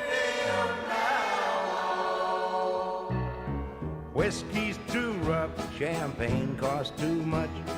Vodka puts my mouth in gear. This little refrain should help me explain. As a matter of fact, I like beer. All right, the late great Tom T. Hall there. I've got to take a break. If you want to send me a text, 35192. I'll have Guar tickets for you later on. Comedian Eddie Pepitone is back on the show around 4:20. He's doing one show tonight at Hilarities, 7 o'clock. One that I'm confident in telling you shouldn't miss. And then Cedar Point passes later on and whatever else we can squeeze in. 35192, you want to text for anything else or hit us up at alancoxshow.com. The Alan Cox Show on 100.7 WMMS. And everywhere you go on our free iHeartRadio app. This weekend, the Buzzard backs up to the 90s. Welcome. You've got 90s. And we're going deep. Even deeper. Is that all you got? If you heard it here in the 90s, you'll hear it here this weekend. I want you to listen to me, and I will say this again. We will not play music from any other decade. It's nothing but the 90s on 100.7 WMMS. Your afternoon drive is brought to you by the Ken Ganley Auto Group, Ohio's #1 automotive retailer. Hey, it's Alan. Alan Cox Show night on the Cleveland Funny Bus is back this season. Join us every Wednesday in June for a 90-minute trip through Cleveland's most interesting neighborhoods and entertainment districts. Your tour guides, very funny local comedians who put their own spin on the whole trip. It's a blast. Tickets are only $33. We leave from Collision Bend Brewing in the Flats, so get your tickets. Get ready to have a great time. Join us this season. Go to funnybus.net to grab your tickets and join us for a good time. It's late. You're hungry. Luckily, Applebee's is open late and has just what you need. Half-priced appetizers every night after 9 p.m., plus a wide selection of beverages to choose from. So swing by late night for your favorite half-priced appetizers. Only at Applebee's. Eating good in the neighborhood. Are you annoyingly inattentive? Do you watch a movie and then ask a zillion questions because you weren't paying attention? Do people ask, how do you sleep at night? Then you should get a mattress from Mattress Firm. They can help anyone sleep. Head to Mattress Firm's July 4th sale and get a king bed for a queen price. Save up to $700 plus a free adjustable base with select Sealy mattresses. All with free and fast delivery. Get matched at Mattress Firm. Sleep at night. Restrictions apply. See store or website for details. Jeff Ginsbach here. What if I told you you can get a new 2024 Jeep Compass with $5,000 off MSRP? Got your attention? Gets better. Wranglers and Grand Cherokees, $6,000 off MSRP. Ram 1500s, $7,500 off MSRP. Incredible, right? Only at the Claiborne Auto Stores during their Make This the Summer event. Experience the difference at the Claiborne Auto Stores and online at claiborne.com. Look at your cup holder. It's empty. And you're feeling thirsty. Head to a nearby convenience store and fill it with a Pepsi Zero Sugar, Mountain Dew, or Starry. Grab a delicious, refreshing Pepsi for the road. Driving plays a big part in driving the local economy. It helps us all get where we're going and creates good jobs close to home. At Synovus Energy, our refineries in Toledo and Lima are a reliable domestic source of gasoline, diesel, and jet fuel. Plus, more than 2,300 employees and contractors work for us here in Ohio. See how we're helping local communities move forward at Synovus.com. Ew, gotta get rid of this old Backstreet Boys t-shirt. Tell me why. Because it stinks, boys. Tell me why. I've washed it so many times, but the odor won't come out. Tell me why. No, you tell me why I can't get rid of this odor. Have you tried to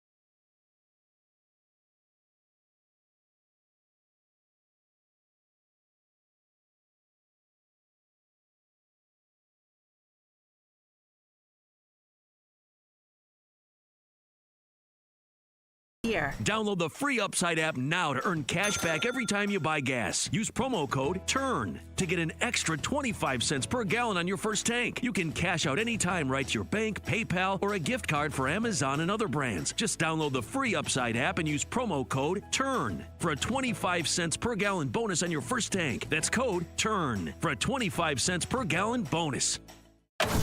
This is The Buzzard. From the Bath Authority Studios. The Buzzard. The home of the Buzzard. Buzzard. This is 100.7 WMMS. Cleveland. Call the Alan Cox Show. Girls, this is your opportunity right here. A nice boy, let me tell you that. 216-578-1007 or 1-800-348-1007.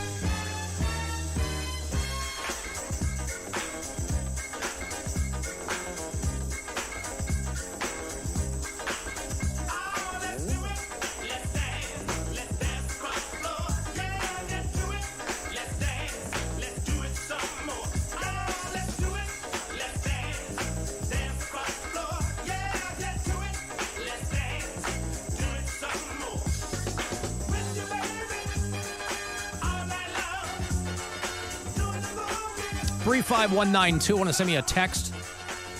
AlanCoxShow.com. Want to watch? Mary's out today.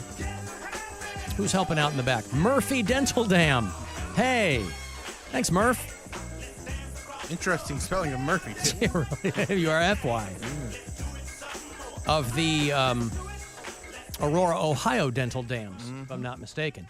Hey, your Cleveland Guardians weren't able to complete the sweep, but they're still killing it out there. Orioles over the Guardians last night. That was the final game there in that series at Camden Yards, 4-2. They start up tonight in Kansas City, first of 4 against the Royals before the White Sox come to town next week. 8:10 tonight is your first pitch. You can listen on MMS, of course, your FM home for Cleveland Guardians baseball, and on the iHeartRadio app, if you're so inclined. Round 2 of the NBA draft is today as well. They're doing it in the afternoon because, frankly, nobody wants to be competing with the presidential debate tonight. Cavs grabbed a kid named Jalen Tyson last night.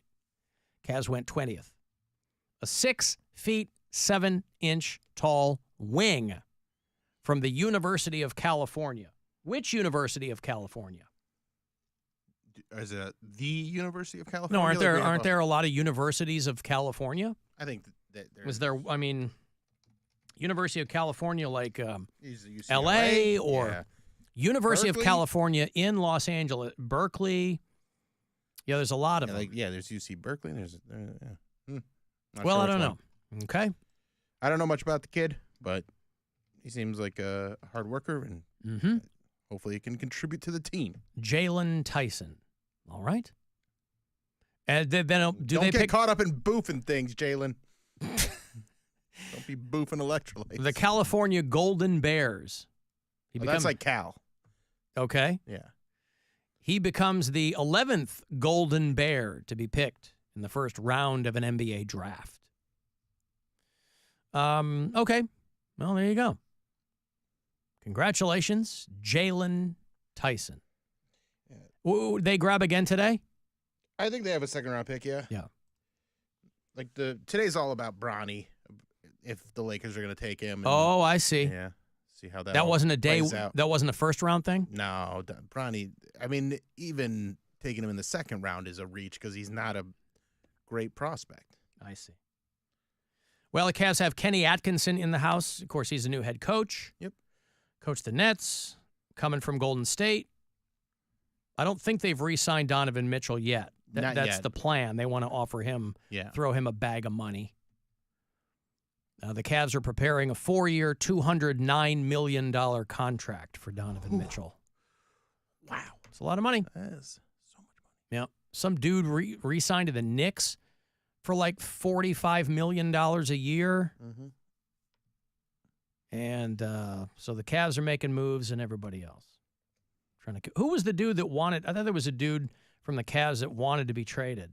Darius Garland wants to be traded if, like, there's going to be trade discussions, possibly, if Mitchell resigns because it kind of takes the spot that he was hoping to Takes get. a wind out of his sails. Well, it takes he wants a max contract, and it's unlikely that he would get it from the Cavs. So I get what he's trying to do, but I kind of hope he stays. Even though he had kind of a mediocre season last year and was not great in the playoffs, I still think he's a good player, and I'd like to see them try and figure that out, especially with Kenny Atkinson as the head coach, and see if they can make this team gel and reach their full potential and win a championship. Cal is UC Berkeley, everybody's telling me. Okay, thank you. Mike and Parma, I grew up in Aurora, and those Dental Dam kids were notorious for being great defensive players on the football team. Well, there you go. Okay. The Cavs do not have a second-round pick, is what people are telling me. Okay. So so we're one and done with that kid? Sounds like it. All right. All set. We're all set with Jalen Tyson. Is that his name? Yep. I've already forgotten it. I believe that was correct. I mentioned it a few seconds ago, and I've already forgotten it. But hey, he may come in and tear the roof off the joint, too. I wonder where he's from. He went to college in California, but he's from Plano, Texas. And he transferred to Berkeley from Texas Tech.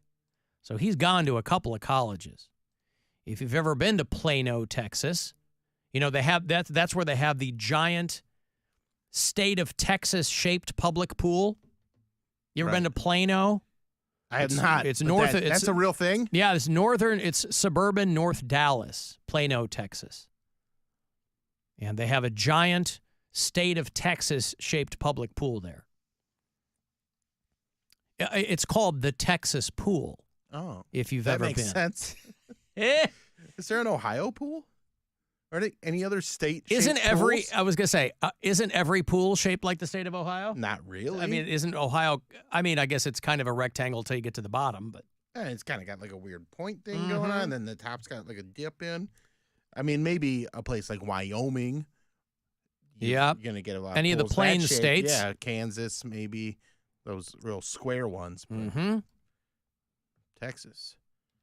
Well, yeah, I don't know if there's an Ohio shaped public pool somewhere. Might be worth looking into. You're always trying to up the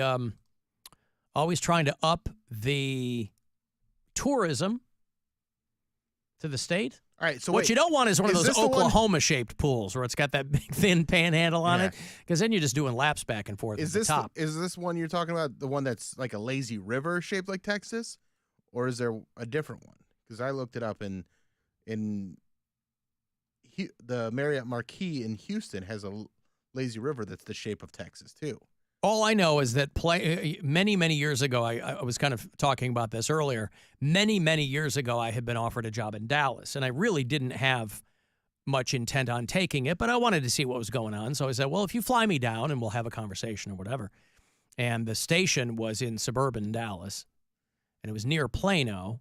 And I just remember that they had a huge pool in the shape of the state of Texas. Okay, so that's that one. That's like a regular pool, but I like this lazy river shape like Texas. People love lazy rivers, boy. It's a great time. I like a lazy river with a swim up bar. Like the one that we went to in Jamaica was so perfect. Yeah. Where you go get a little Dixie cup full of booze, and then you float around for 15, 20 minutes, get another drink, get right back out there. Well, when we were in Orlando for spring break, we took a day at this place called, I forget what it was called, like Wildlife Adventures or something. It was when my daughter and my wife were swimming with dolphins. But the real hit of the day is the lazy river. Yeah. You get on a thing and it like circumvents or it runs through the entire park, and you're going under waterfalls and the whole thing. Along the way, if you want to, you can kind of peel off and go see like marmosets and crap like that. Oh, that's great. It was awesome. Yeah, that's ideal. Was there a bar? No bar. Nope. We had a cabana. We would go back and kind of have a few drinks there. There you go. But then getting back on the lazy river, I mean, you could, know. No, because they would tell you. You'd see people trying to sneak some stuff out there. Right. But there were, lifeguards standing ankle deep on the shore. No bottles. And I love watching adults play dumb, because that's one of those kinds of places where it's pretty unlikely you're going to be there if you don't have kids. But you would see adults who are going to need to drink, depending on how many kids they have there. And watching adults play dumb is great. standing out there because I watched this happen, and we've all seen something like this happen, whether it's at a resort or something along these lines, where there's somebody with an alcoholic beverage somewhere they're not supposed to have it. And I was just kind of standing there on the edge, and we had just gone up to one of these bars and gotten a drink, but you got to drink it at the place, right? But other people were kind of walking their cups and their aluminum bottles into the water, and there were these kids that are just lifeguards are like, hey, yelling, and these people, of course, pretending that they don't hear them. Like, what? Huh? I didn't. I'm sorry. Oh. And then they point to the sign, and it's it's like right behind them in giant letters, no drinks in the pool. I didn't even notice if there was a sign. They probably had something posted, but I didn't notice the sign. But I was Gwen and I were kind of sitting on the sand drinking, and this kid was standing there trying to get the attention of this guy and his wife or friend or whatever, and they're standing in the middle. They're kind of like waist deep in the water, and he's trying to tell them, hey, you got to come back with those drinks. And, of course, they're obviously pretending that they can't hear him. It's not that loud. Right. I mean, there's some music playing, and there's the splashing of waterfalls and things, and then when he finally got their attention, they were like, oh, we thought, they tried to do, they're like, oh, we didn't, And he's like, no, you can't. You got to be back here. And they kind of grumble and lumber back. I'm like, guys, it's not the end of the world. Guzzle it here, get in the river, right, and you'll be fine. Everybody's got to make a big production out of everything. Discovery Cove, that's what it was called. Okay. Thank you. Oh, listen, I mentioned this yesterday, but I'm so pleased that the Hawk-Tua girl, Haley, whatever her name is, they're still referring to her as the Hawk-Tua girl. Mm-hmm. And everybody by now knows who she is.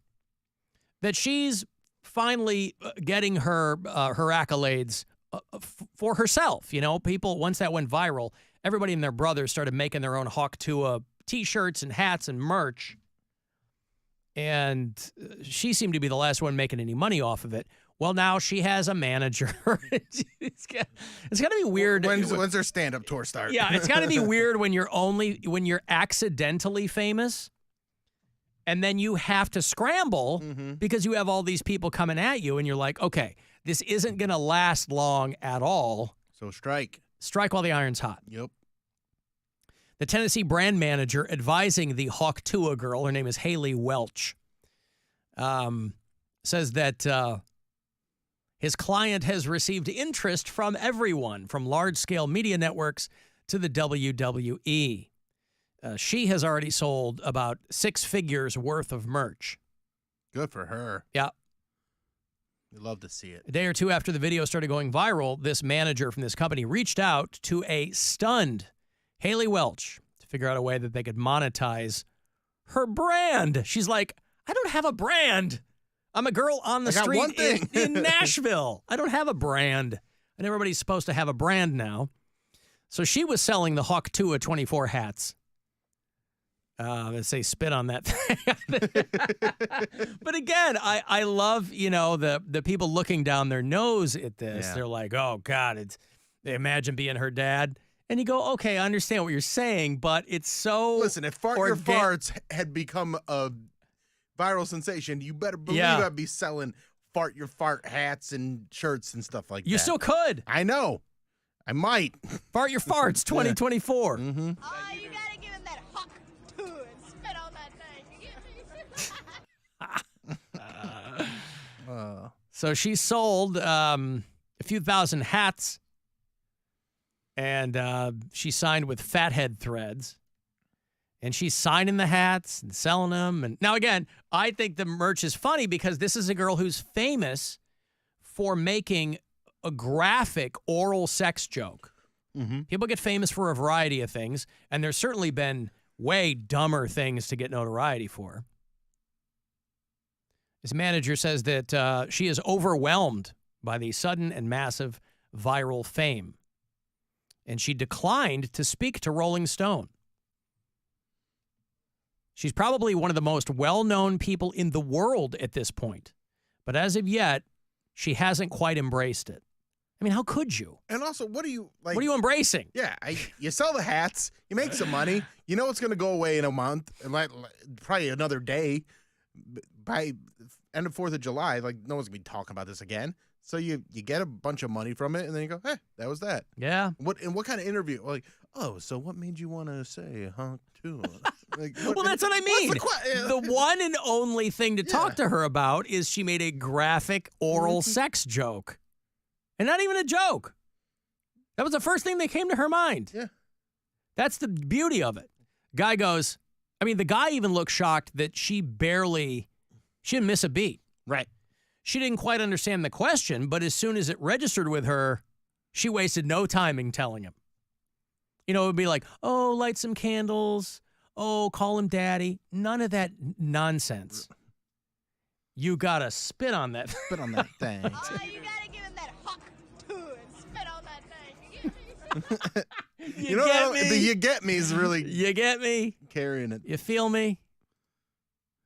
Well, not to be outdone by everybody else. Somebody did make an AI country song with the Hawk Tua girl. Have you heard that one? Of course, I have. I probably have, but I don't know. Met her at the bar, her eyes a shade of blue. She whispered in my ear, trust me, I know what to do. She grabbed my hand, took me out by the creek, and that's when the penis sprung a leak. She gave me that hug to her down by the creek. She spit on that thing, made my knees go weak. When she finished, just smiled and grinned, and that's when I knew that an angel could sin. Angel could sin. That's when I knew an angel could sin, baby. That's actually good lyrics. Yeah.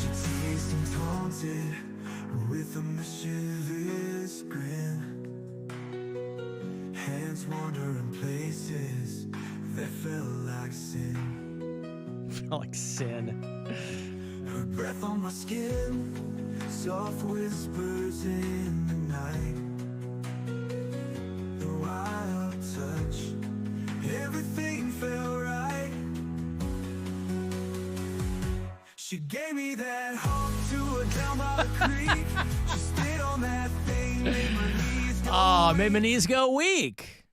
I like the people who are... penis leak is what got me. Yeah, they opened right up with that one.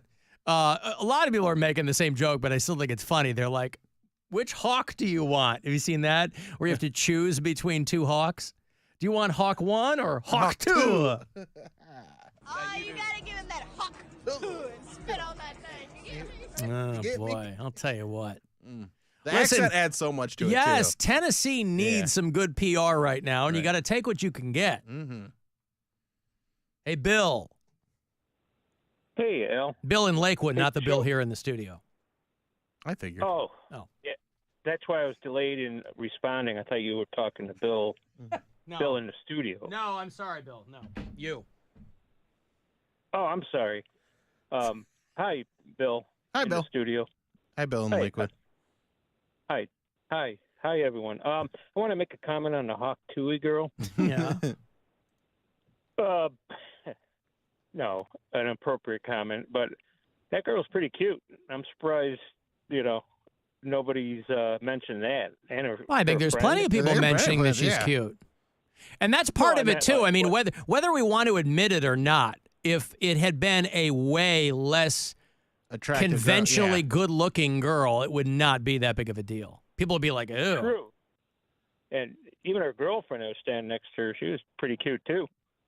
Yeah, I think she's probably mad that she didn't blow up like this. Right. Hope she gets some of the profits from the hat sales. Uh-huh. I'm surprised Playboy hasn't reached out to her. I believe they have. Yeah, I think they have. And also, let's not forget when you break down what she's saying, the hawk part is she's putting a loogie in her hand, right? Mm-hmm. She's getting you going with snot. Let's call it what it is, okay? Right. The hawk is a lug. Yes. She should throw out the first pitch at the Guardians game. Then I'll bring that up. I'll call the Indians. The Guardians. Mm-hmm.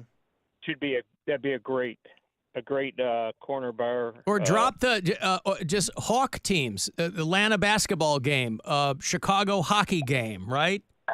the Black Hawk 2 a night or something, you know? Put her on the back of the jersey. I don't know. Right. If the Cavs lose by 30, there'll be the Hawk Tui game.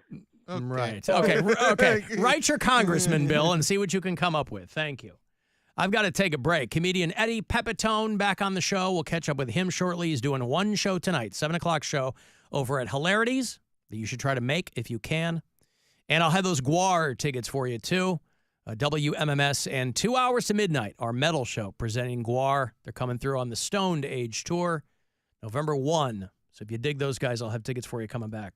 It's the Alan Cox Show. On our free iHeartRadio app and your favorite smart device. Just tell it to play the Alan Cox Show. On iHeartRadio. Our iHeartRadio Music Festival, presented by Capital One. Coming back to Las Vegas.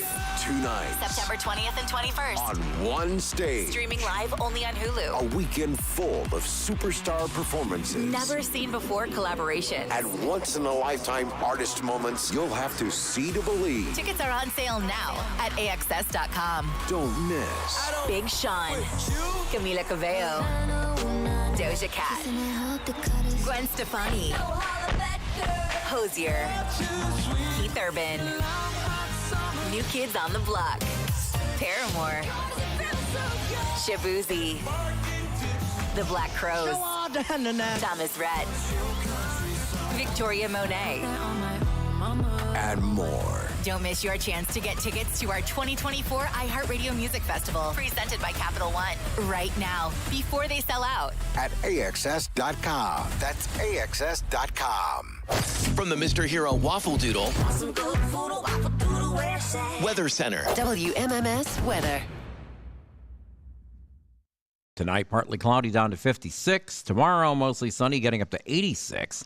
Saturday, showers and possible thunderstorms, a high of 84. And Sunday, mostly sunny, high 77. This report is sponsored by Deakins Chrysler Dodge Jeep Ram. Make this the summer of Ram with a new Ram truck from Deakins Chrysler Dodge Jeep Ram. Deakins has great deals, great rebates, and great inventory with over 40 new Ram trucks in stock. Visit their showroom or shop online at DeakinsChrysler.com. You've got to make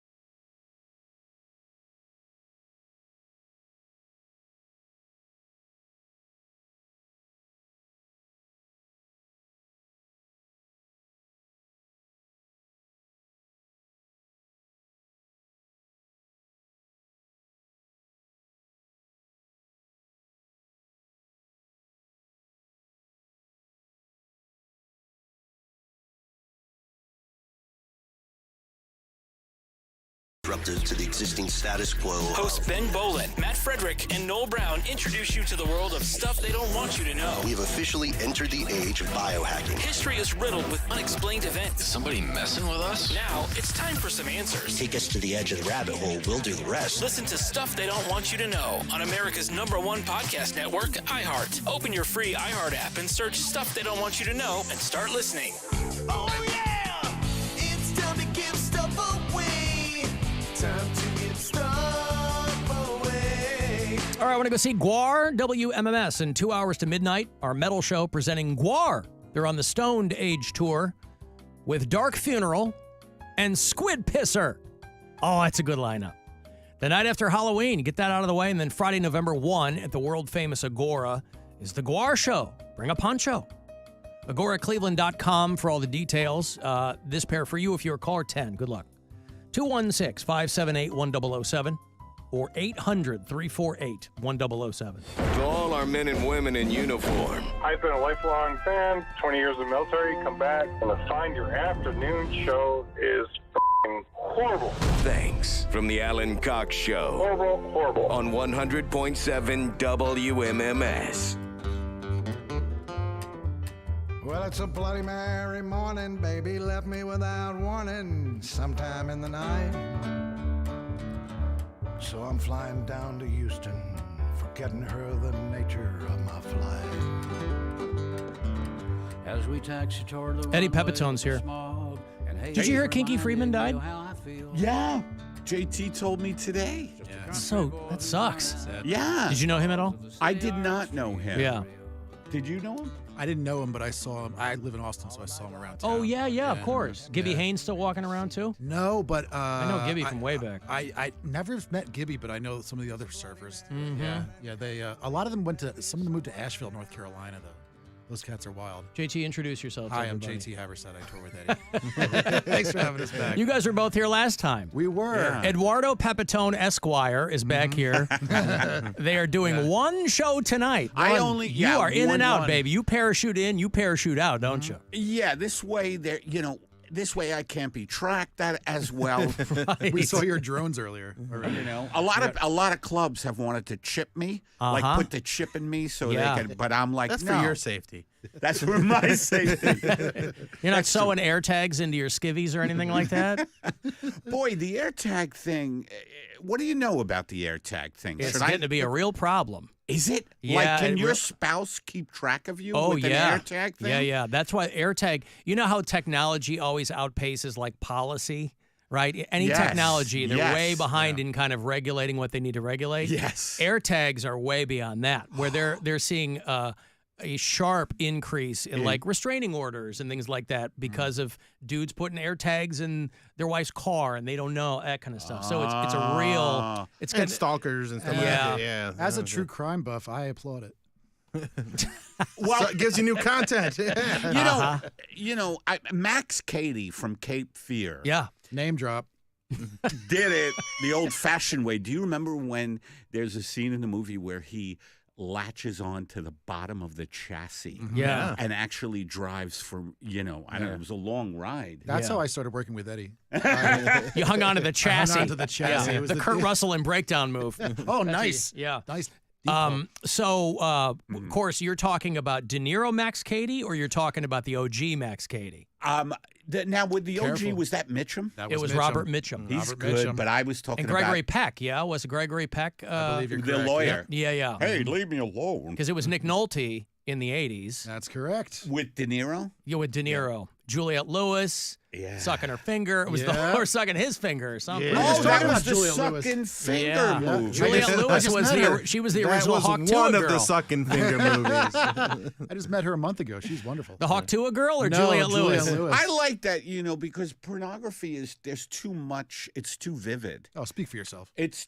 Pornography leaves nothing to the imagination, whereas the little thumb in the mouth was perfect. Well, we grew up, though, in a time where I feel confident lumping you and I together generationally. Sure. I consider that flattering. We grew up in a time where pornography had a lot of story. That's true. Right? It was true, story. too. True. Yeah, there's no plot anymore. Story and music and cinematography. Pornography used to be the story was front and center, interrupted by sex. Now That's it's very completely true. the other way. You know, I forgot about. You're right about that. Yeah. It used to be, and it usually involved though Pizza like delivery. pizza, Plumbers.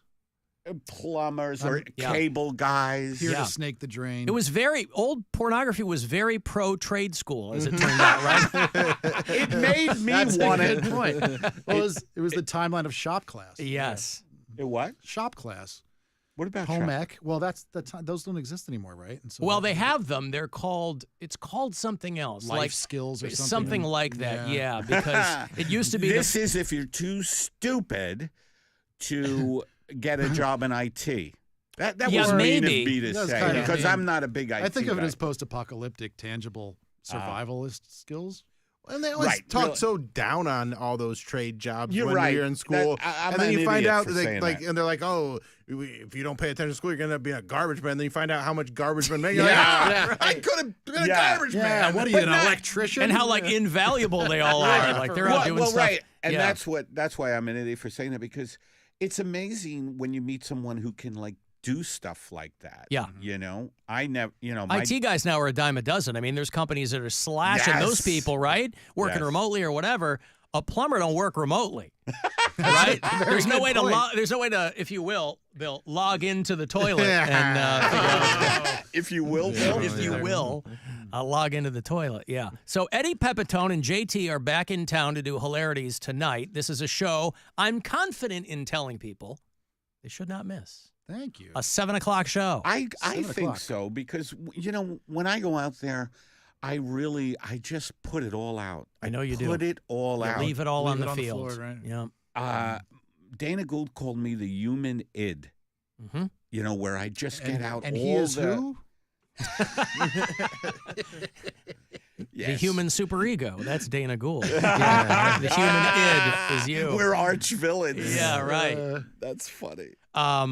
Somebody texted me earlier when I mentioned you're going to be on, and they were like, Eddie was on the first season of you were in a million things. Every show. Every show, but the first season of Last Comic Standing. That's right. And I literally, as big of a fan of yours as I am, that completely went past me. Yeah, and nobody knew about that show. Like that show, boom. All of a sudden, the next day after I appeared, this is a funny story. Well, not that funny, but he's going to tell it anyway. But Don't give interesting. away the I score. was at the Nantucket Film Festival. Yep. Oh, pardon me. And Must be I nice. only go there for the wine. Anyway, I was there. It was an extraordinarily extra dry, kind of a playful finish Cabernet. The Beaujolais was to die for. It up was there. playful. Yeah. It was a playful. Nice concentration. Yeah. And Mos Def, do you know? Yeah, of course. Yeah. He Yasin started. Bey. He started singing to me as I was walking by him the Eddie Pepitone theme song, which was something I did on Last Comic Standing, where I go, my theme song was Eddie Pepitone. I introduced it by saying, we don't have people in this country anymore to write great folk songs about. We have no heroes, but my theme song would be Eddie Pepitone, he just borrowed another $5,000. Eddie Pepitone, he's afraid to go in elevators for some reason. It's a real everyman type of story, though. Yeah. Yes. You're our modern day Arlo Guthrie is what you're trying to say. Arlo Guthrie. Yeah. I've worked with you for half a decade, and I'm just finding out Mos Def serenaded you. That's beautiful. With your own song. Your own song. You think you know a guy. In Nantucket. That's wild. Yeah. He didn't even try to make it his own. He just fed it back to you, and Right. There was no, what do they call, remix? Yeah, nothing like that. Right. They didn't sample it. Sample. That was the word I was looking for. Well, my most vivid memory of Last Comic Standing was adjacent to that. I was on the air in Pittsburgh, and I was still doing stand-up from time to time. Oh, yeah. And the Pittsburgh Improv goes, hey, do you want to open for Dat Fan? Who was the winner of season 1. Do you want to open for Dat Fan? And I go, It's not yes, too late. of course. Like, well, it's funny you say that because, like, it was like a last-minute booking. It was a routing date or something. Yeah. So they throw Dat Fan up on the marquee, and they call me, and they go, you want to open for Dat Fan? I go, yeah, sure. I knew that he had won, but I hadn't met him. And so I had 30 minutes, and so I go up. He does 16 minutes as the headliner. He didn't have any material. I'm like, oh my God, like literally, because everybody thinks that, even then, everybody thought that Last Comic Standing were all like amateurs. But I'm like, no, these are all comedians that are seasoned professional people. You've just never heard of them, and they haven't been on television, but they know what they're doing. Right. So when he goes up and does 16 minutes, all I could think of was how pissed that audience had to have been. Oh, yeah. I mean, he was nice enough, but I was like, oh He's a my, nice now guy. what do we do? I don't even know if the guy's still around. He's one of the last holdouts of still doing Zoom shows. Oh, really? Are you serious? Yeah, Voluntarily doing Zoom he does shows? Zoom shows with like 30 comics on them. Wow. It's a weird Whoa. LA phenomenon. A buddy of mine named English Matt Donovan. Who books that? It looks like the intro to the Brady Bunch every That's show. exactly it. And yeah, I think he does like 8 minutes up top. He built a comedy club in his garage, and that's like the backdrop of it. Wow. So I'm getting this secondhand, but this is like 2 Was weeks he in ago. Vacaville or something? I Somewhere don't out in even know where that guy California. Somewhere in California. I don't even know where that guy is. but- Undisclosed location. Undisclosed, yeah. Well, yeah, he won because that show was first and foremost, especially when it first got on the air, a reality TV show. Yeah. And he did this whole thing about crying about his parents in Vietnam. Okay. Like, Oh, he was the sob story for sure. It was Yeah. a big sob story. And I had a bigger one. I came from Brooklyn, which was way, I don't know, you That's compare the- Brooklyn to Vietnam. That's the Vietnam of New York. Well, now it's very, you know. Gentrified. Gentrified. Yeah, yeah. But But back then it was, we all lived in like a boiler room. Our slogan was not another day, that kind of thing. The best thing about those shows, the Last Comic Standing and also like World Series of Comedy, any of those things, is that you win work, which I always thought was hilarious. It's like, congratulations, you win A all job. of these jobs in markets you don't necessarily want to go to. Yeah. Yeah. And so it was funny because I was the opposite. I was so like anti, like everything about the contrivedness of it. You were the wild card. Well, yeah, and a couple of the guys. Well, you were saying that Stiller was so aghast. You told me that you Diller. What? Barry Diller? Phyllis Diller. No, not Phyllis Phyllis Diller. Not Phyllis Diller, sir. Phyllis Diller. Who? Ben Stiller? Ben Stiller's father. You told me Jerry you Stiller. told Jerry Stiller about it, and he was horrified. Yeah, he was like, buddies Phyllis Diller. buddies with Jerry Stiller, and who is, what a beautiful man. And he used to go, why are they making comedians compete against each other? Like he sort of, what the hell is that? But the first lineup of judges were who? Jay Moore? Jay Moore was involved. No, Jay was the host. Jay was the host. He was the host. Was okay. Alonzo Bowden involved then? No, because he was still he was season 2, right? Right. He's like season 2. He won or something. He won like the third season when they like just mushed people together. Yeah, I know it was, Eliza started it. Eliza won. She wrote the first World War II joke. What? Yeah, I forget who the judges were, but I remember Eliza's dog. I was in it 2 years, believe it or not. Really? Okay. My manager at the time. I really have been through a lot. Well, no, you have, and it's I have. My favorite thing about you though is you've really remained that iconoclastic kind of. That's a lame word to use, but I like you it. know what I'm saying. I like Like it. you've kind of done it the way you wanted to that's do right. it, and you had to bring everybody else along, and eventually they would come along. Right. Yeah. Right. And I don't recommend it for other people because financially it hasn't been the greatest. Right. But I did stick to my guns with stand up. You know. Well, people might because comedy now is such a different thing. Like funny's funny, but the machine is different. Oh, now. yeah. It might seem strange to people that nobody gets into comedy to get rich. I don't think. yeah. I mean, I don't think anybody who goes into it and goes, "Man, I'm going to be that." You might, but if Yeah. you're going into it for that, you're probably going to be sorely, sorely disappointed. So you gotta love it. That's right. You gotta love Yeah. it. Even now, when people are like, "Oh, I'll just go up and YouTubers doing comedy clubs," and you don't blame the club because they got to put asses in seats, and Right. YouTubers will fill the place up, but they don't have an act. It's mostly They don't Q&A. have They'll an fill it up act. once. Yeah, well, that's right. I always see all You'll those, never go back to see social them. media sensation, Yeah. and that alone just that tells you what it is. They're coming once, and that's, But they do make a lot of money, those people on social media, Yes, don't they? they do. Yeah, so So they should keep it there. I The think. machine is different, but I'm still enough of a purist where I'm Right. like, Yeah. I like jokes. Right. I love jokes. And not everybody, Eddie Pepitone is a podcast purist. Apocalypse soon, right? Yes. He's not Have you not too have good you for that. listened to any of that? Yeah, of course. Because it's just absurd. I started out because I'm very political. I'm going to talk about, just the deterioration of what's going on, like the collapse of civilization. So I called it Apocalypse. But it's just evolved into an absurd thing where Or devolved, as it were. Devolved more Yeah. like it, where I just do this. Like I do one segment called Driving in the Rain, and I'm like, the rain was coming down. So it's just me monologuing. Yeah. The rain was coming down faster and harder than Ron Jeremy. Yeah. Or whatever. Like just on and on and on. Kind of a Dashiell Hammett vibe there Yeah, on the Dashiell, podcast. yeah, There film, you go. yeah, Yep. noir. Uh-huh. Noir vibe. Yeah. Yeah. Apocalypse Soon with Eddie Pepitone. It's on the iHeartRadio app. Oh. And of course, yeah, of course. And whatever other podcast machines people use, they'll find it there too. Yeah, but well, part of being an iconoclast is you don't know where your things are being shown or playing. You put them out into the ether. How they're distributed is somebody else's problem, That's isn't it? right. Yeah, you're like, I'm not in this for the business end of it. That's but- right. So Eddie Pepitone and JT are doing hilarities tonight. That's a 7:00 show. If you are one of our listeners in Pittsburgh, they are Yes. doing the Bottle Rocket Social Hall tomorrow night. Do both of you go back out in the Chris Gethard thing? Or is that just you? Just me. Just That's you. just him. JT goes home, sits in the garage, or do you go out and do your own dates? whittle. I've been working doing weekends with Brian Posehn, so that's awesome. where I'm coming Yeah, from, okay. and so I go out with Brian again. Now that's an in 2 weeks. iconoclast. I mean, if we were talking about that. Brian? Yeah. Just He his does his beard? own thing. Does his own He thing. does his Yeah. own thing. Yeah, Brian and I have known each other for about a decade or so. But yeah, Eddie and I always seem to come back together. So Yeah. We'll see. He just can't quit you. He just can't quit you. The two of you together. yeah, I don't know. Gethard's got my glasses though, so we'll see what happens.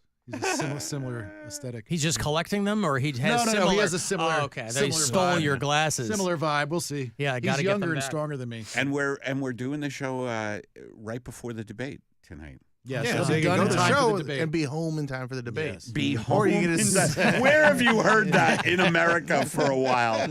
Of course, this isn't people aren't like watching this debate intellectually, like the No. Douglas Lincoln No, debates. it's popcorn This, chewing. which is a They while want, ago. They want blood and fireworks. They want blood and fireworks. Was it a while ago? It seems like only What yesterday. is time? The Lincoln's Douglas. Douglas Lincoln debates. This is a true story. Abraham Lincoln would debate Stephen Douglas. A debate would last a period of days, and they would go on hours daily. Like they would debate 4 hours, then break for dinner, and debate another 5 hours. I say bring that back. Hmm? I say bring it back. Can you imagine Yeah. Trump and Oh, Biden God. going for But debate about dinner. You come back and you argue over the dinner. mashed potatoes? Who's seen creamed kale in 100 years? It's terrible. It sucked. Creamed kale. The old automats. Just slide the door and it's right there. Growing up in Brooklyn, the old automats, baby. Automat. Yeah. That's how lunch should be, behind a little glass door with the handle, and you just get a ham and cheese sandwich that may or may not be toxic. You don't know how long it was there. There's condensation on the inside of the plastic door. You know what that reminds me of? They actually have food at gas stations, and I always feel like when I buy a bologna sandwich at Shell, that this could go either way. Right. There's sushi at gas Yeah, stations. there's. It's like Sushi? 7-Eleven sushi, I think, right? Man. Yeah, well, Don't put anything in a listen, gas station these it's days. a brave new world, and it's your money, and you can do whatever you want to with it. We are so beaten down by, like, when you talk about the technology and everything, and I just think it's hilarious that I was thinking of a bit where there'd be a sushi chef coming out of a shell Mhm. to greet you. You're like filling your car with gas, and he's like, "Hello, welcome. We have some specials today inside." And he's Hold like, on. What accent is that? I don't know. Why is he I was saying Transylvanian? sushi. It's perfectly it's perfectly non-distinct. Yes. It sounded like Dracula. It's that Transylvanian sushi. Eddie Pepitone is doing this show tonight, 7 o'clock at Hilarities. If there are tickets remaining, you could just walk right up and get them. You go to eddiepepitone.com for all the upcoming dates. He goes back out on that Sweet and Sour tour with Chris Gethard. They're doing Woodstock. They're doing Kansas City. They're doing the Bottom Lounge in my hometown of Chicago, Illinois. It's one of my favorite venues in that city. It's either it's pinball. That's what this says. August 16th. We're I'm at the not Bottom aware Lounge of in it. You Chicago. just recorded a special in Chicago. Yeah, I just recorded a special, by the way. At the Den? Where did you do it in Chicago? I did it at an iconic little place. Gorgeous place. Lincoln Hall. Oh, Lincoln Hall's awesome. It's basically for musicians, but I had played there a couple of times. We got him a pass. And it was really cool. I And killed it. so my new special is going to be coming out in a month or two. Beautiful. Yeah. Because it's been a minute, right? The last It's one been was a minute, yeah. pre-COVID, I think. I feel like it was. I think it's been 3 Best or 4 years. special of 2020 by the New York That's Times. right. I got best. Yeah. My line is, and who knows comedy more than the New York Times? That is one funny publication. Arts and entertainment. Yeah. We got it all covered. Nice. Well, what's it going to be called? You know what? I'm thinking. You haven't figured it out yet, have you? Right, but I'm thinking, what do you think, JT? Personal War. That's Eddie pretty good. Pepitone's Personal War, because it's all about how I'm. That's pretty good. I'm a divided self.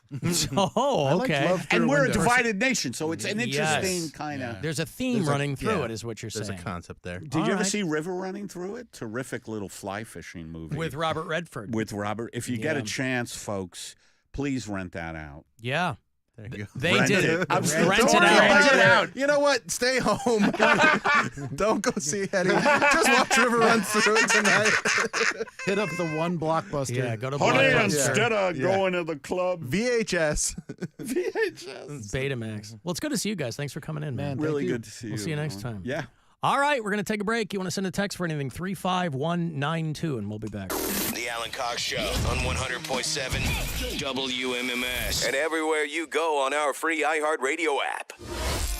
The wait is finally over. Aloha! Join Alan Cox and the Buzzard Road Crew this Saturday from 2 to 4 at Upper Deck in Portage Lakes as we give away that trip to Hawaii with our friends at Kona Big Wave. Just bring yourself, and Kona Big Wave will bring the aloha. We'll see you Saturday. And good luck to all our finalists from Buzzard Radio 100.7 WMMS. Your afternoon drive is brought to you by the Ken Ganley Auto Group, Ohio's #1 automotive retailer. Yo, it's Dieter from Sandusky Fireworks Superstore. Guess what? They now have another location, Fireworks Planet, located on Route 18 in Medina. So now you have no excuse not to celebrate like you've never celebrated before this 4th of July. Get over to the Sandusky Fireworks Superstore or Fireworks Planet in Medina now. Both stores carry all the top brands like Black Cat, Brothers, One Day, and more. Their shelves are stocked and ready to fill your order. When you think 4th of July, think Sandusky Fireworks Superstore.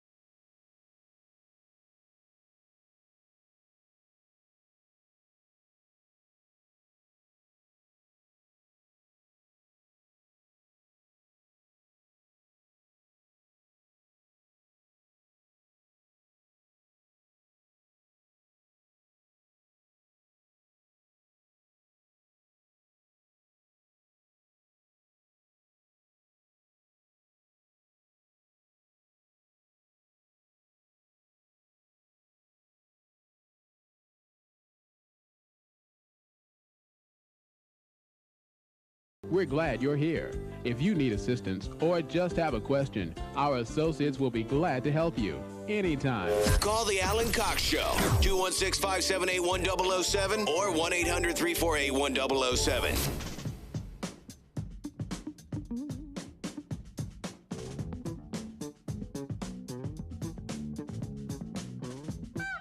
$35192. Want to send me a text? AlanCoxShow.com. Want to watch live? Do it there. Thanks again to Murphy Dental Dam for assisting. There was a short-lived sitcom in the 70s called Fish. It was Abe Vigoda, Barney Miller spinoff. It was pretty bad. But it made me think, they were talking about somebody's putting forth a bill in Columbus trying to get the walleye named the state fish of Ohio. It might surprise you to know, we just mentioned yesterday that Lake Erie was named America's best lake by the readers. No shock. Of USA Today. And now just today, Cleveland, Ohio has been named the best destination in the United States. This is very specific. Okay, yeah, I was going to say, I'm like, the best. That's not the end of the sentence. The best destination in the United States for your 4th of July fishing. 4th of July fishing. According to fishingbooker.com, which is very different, by the way. Just be careful with your keystrokes. Very different than fishingbooger.com. That's now that one I subscribe. Yeah, there's a much more salacious content content there. I was on the cover there. one time. Mm-hmm. But fishingbooker.com, I have to assume, is for people who are like, where can I go where the biting's good? Or and I can just drop a pole in the water and be okay. And Cleveland, Ohio shows up at the very top of the list for 4th of July fishing, according to Fishing Charter Services. Do we have local fishing charters? Yeah. In Cleveland? Yeah. Fairfield, Connecticut, Seward, Alaska, Astoria, Oregon, and more. But Cleveland shows up at the very top. So, given all that, it might surprise you to know that Ohio is one of only, I think, 3 states that doesn't have a state fish. I'm pretty surprised by that. We have a state bird. We found out that was the cardinal. Now, a lot of states have that. But it doesn't have a state fish. I'm very surprised by that because you would think that we're on a great lake. My home state of Illinois, our state fish is the bluegill. But here in Ohio, nothing. Iowa. Now, you can understand why Iowa wouldn't have a state fish. It's all corn. But a guy down there in Columbus, a guy named Matthew Kowaleski, is trying to get Ohio to adopt the walleye as the state fish. Lake Erie's known for being the walleye capital of the world. That's probably what got it to the top of that list of people booking fishing trips. Iowa and Indiana are the only 2 other states that don't have state fish, and you can understand why. But Ohio. So he's trying to change that. House Bill 599, along with State Representative Sean Brennan of Parma. All of the big things are already fixed. So they can now drill down on the more mundane details of legislation here in the state. We've got hundreds of miles of coastline, 95 million fish reside here. I like that wording. They reside here. Because animals don't know where they're living. Which, if you really go existential with it, it's wild. Like if you travel overseas or to another country or anywhere really, you go to Mexico and there's a dog. That dog doesn't know it's living in Mexico. It doesn't know that it's Mexican. It doesn't know. So the fish that reside in Lake Erie, they don't know that they're living in Ohio. The walleye fishing industry is a $1 billion industry, supporting all number of bait and tackle shops. So I'm surprised My surprise is twofold. One, surprised we didn't have a state fish. Two, the walleye's right there looking at you, literally. Now, I put in my 2 cents, and I thought that the Lake Erie whitefish is the better pick for Northeast Ohio. You know, you go to Edgewater Beach, it's covered in condoms washing up on the shore. They call them Lake Erie whitefish. Make that the official fish, of, or maybe the McDonald's Filet-O-Fish. What is that made with? Probably pressed cod? Yeah, something like that. There you go. But if these people get their way, then we won't be missing a state fish much longer. They say they're confident it will pass. It's just a matter of time. Bills like this in the past have never even passed a committee meeting, he said. We had a unanimous vote on this. It passed the Ohio House 93-4 yesterday. Now imagine the 4 people who voted no. They're like, I'm not going to be in the pocket of big walleye. Who the hell? How is that not unanimous? It's so stupid. Who are the 4 people who voted nope, don't want the walleye? Bass Pro Shops. That's who. I'm sure there's plenty of people going to Bass Pro Shops who fish for walleye. Right, but if you are a bass man, you know, there's walleye guys. They and are there's very bass specific. man. They're very specific. So walleye are good fish, you know? They taste good. And don't get me started on the carpers. You know, right. They're like, hey, maybe it's not a real delicious fish, Mm-hmm. but it's a beautiful fish. Yep. I love those invasive Asian carp. Asian carp, yummy. They make the best sushi. Yummy. Got the catfish people, trout people. Yeah. Bluegill, carpy. Yep. Crappie. Crappie, that's a crappie. There you go. Yeah, crappie. So the walleye are biting over there in Lake Erie, and you get yourself you put a pole in the water, and you get a yellow pike or something, and it's good eating, boy. You take it back to the campsite and you cook it up. You know, you do it right. You don't want to be picking your teeth with bones. I'm trying to think of the last time I went fishing. It's been a long time. Last time you went fishing? Yeah, I haven't gone fishing in a long time. I haven't gone fishing in a long time either. I mean, I wonder if it's fun now. I wonder if I'm old enough now that I'd actually enjoy it.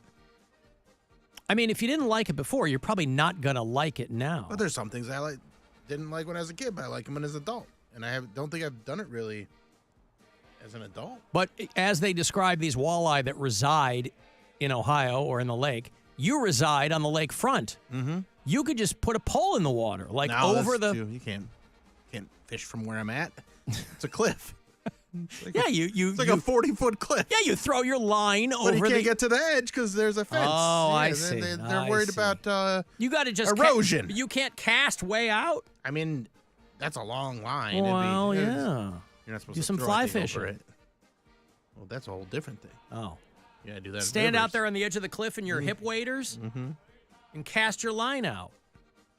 Man. No, I would go fishing occasionally with my dad when I was a kid. We'd be out there looking for bluegill. And they're sometimes they're not easy to find out there.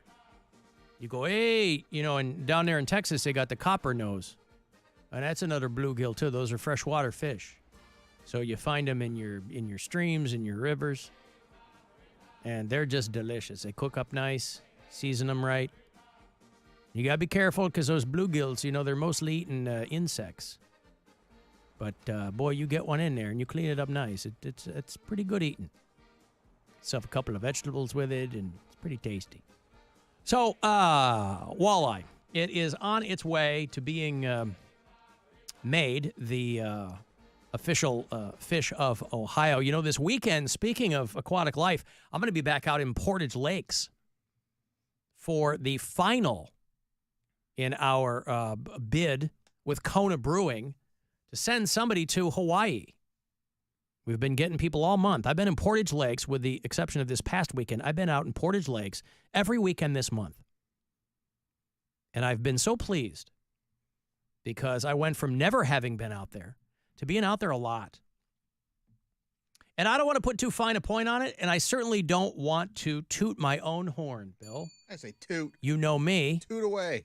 But there have been some rumblings about your buddy AC buying a pontoon boat? getting a key to the city. Well, getting the key to the key. city? Yes. Of Portage Lakes? Yes. Is that a city? They've got a mayor. Do they? Yes. I don't know. That's what I was told. All right. Don't they? Well, that's exciting. I mean, maybe they've got a mermaid or something. I mean, I would think Freshwater mermaid? Well, I would imagine maybe they have a mayor of the area. Maybe not. Maybe one of the adjacent towns has a mayor, but he or she is. They have the ability and the inclination. It would be the Akron mayor. Or New Franklin, or there's a whole lot of. But the area widely known as Portage Lakes. Anyway, I'm going to be out there on Saturday afternoon. All the people who have previously qualified for this trip are going to be there, but it's a last-ditch effort for you, if you want to join us, to make yourself one of the qualifiers. So I'm going to be at the upper deck, not upper decker, established that yesterday, the upper deck from 2 to 4 on Saturday afternoon. And I don't know the next time that I'll be out in Portage Lakes after that. So if you're out that way, come say hello on Saturday afternoon. And if I hear you, I will say hi back. Let me play a bit of video here from Austin, Texas. We've got bureau chiefs down in Austin, Texas. I'm a big fan of that town. You know, we just had JT in here with Eddie Pepitone. He lives in Austin. Yeah. We've got Jonah and Brittany and Kirk and Becky and Nick and Mike. A lot of bureau chiefs listening on iHeartRadio down there. And there's a security guard who quit his job in the middle of a television interview because his boss came out. This is a guy who called Fox 7 in Austin because there was surveillance video of him getting assaulted. This guy's a security guard at a parking garage, and he got assaulted. On the video, there's a couple of dudes. He said they were trying to steal his car, and he got into a he said he was assaulted by them, and so he's talking to the local Fox affiliate about what happened, and his manager walks up and starts berating him for talking to the news. Now, I mention this to you because I want you to pay attention to what he's wearing. If you're watching this. If you're not, I'll tell you. But I want you to pay attention to what he's wearing. Payne's supervisor with Previe Security walked up and asked him to stop talking with us while he was on the job. We are very sorry that happened to you. We have a policy, you're not supposed to do any interviews in your uniform. If you want to do this as a private citizen, you can. I understand what you're saying, but it's also my safety. And this is the only way my situation will get out there. Things escalated with Percy making the decision to quit. Take your uniform off? Yes, ma'am. Yes, ma'am. But the argument continued. Look, Percy. Hey, look what he's wearing underneath his uniform. Cleveland Browns football. Yeah. That's why he's a scrapper. He's like, hell no, I'm going to go. I'm quitting my job. I'm pretty sure. Him. I wouldn't have touched him. Excuse me. You touched him. Is it my fault? I would say yes, every bit of it is your fault. Okay. Thank you. Here you go. No worries. The fact that my supervisor basically told me it was my fault that I got assaulted, that let me know all that I needed to know. Yeah, that's what they want from people. They don't want you to fight back because then they're potentially on the hook. Right. So it's not for this guy's safety. No. You're not supposed to fight back. You're supposed to let those guys beat the piss out of you on camera, which they were doing. But what reasonable person would do that? You're not trying to protect the company. But, and I don't know where the guy is from, but he's working in Austin, Texas. And he is a Cleveland Browns fan of the highest order. Doesn't even want to, he wants to have that shirt underneath his security uniform. That's his security blanket. That's what makes him feel like he's got some armor on, is wearing that Cleveland Browns T-shirt underneath. Could have been a UTA. Could have been a Hook 'em Horns shirt. I mean, Texas, you're thinking it's going to be probably Cowboys, maybe the Texans. You're not Nope. thinking Browns. Nope. Nothing like that. Alan, did you see that Oklahoma just passed a bill that the Bible be taught in public schools?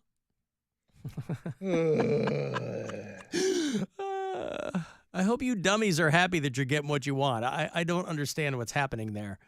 Louisiana was getting the lion's share of the attention last week because they signed into law that the 10 Commandments had to be posted on the wall in public schools.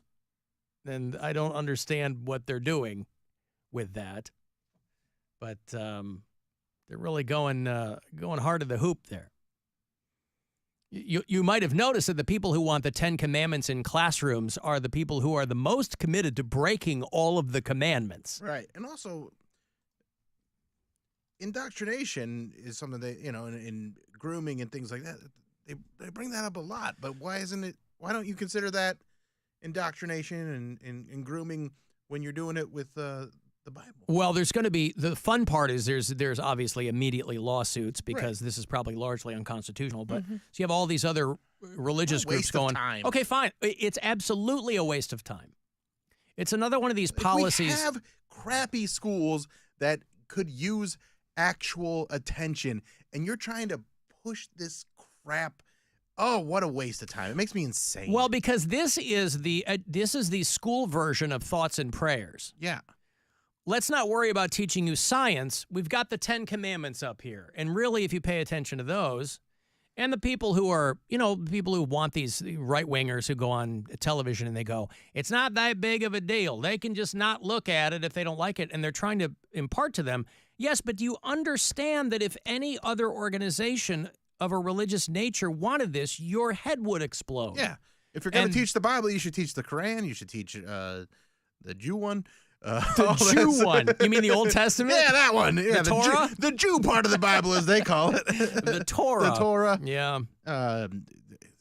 All of it. Teach it all if religion's that important to you. Well, the thing is, though, it's really not the religion that's that important to them, clearly, because like the MAGA folks, first of all, if you asked them to rattle off the 10 Commandments, they would not be able to do it. Those of us who went to Catholic school for 400 years, they were burned into our brains. I got little, different things with your hands that you can do as you go through the numbers that remind you of what they are. Mm-hmm. Yeah. Such as? One is first commandment, there's one God. Yep. Second commandment, and then you do like this, you're not to take God's name in vain. Third. Second is not to make idols. Oh, idol. Oh, that's right. Yep. Oh, because we did it like this. All right, that's how it was. No idols. No idols. Yep. This was the mnemonic device they taught you to remember the 10 Commandments. Yeah, and what was the third one? I don't remember it all because it's been a long time since I've had to go through them. But I was taught that. But I mean, but point being is that the MAGA people who are behind this kind of stuff, it's laughable. Yeah. That those people are pretending that the 10 Commandments are important to them. Also, because they idolize Trump. Why not the Beatitudes? Why not that? Why not the Sermon on the Mount? Is she the lady from the Andy Griffith Show? Yeah. That's Aunt Beatitude. The 7th commandment, you shall not commit adultery. Guys, do you see what's happening here? You shall not bear false witness against your neighbor. The Speaker of the House is on television saying Joe Biden's on drugs.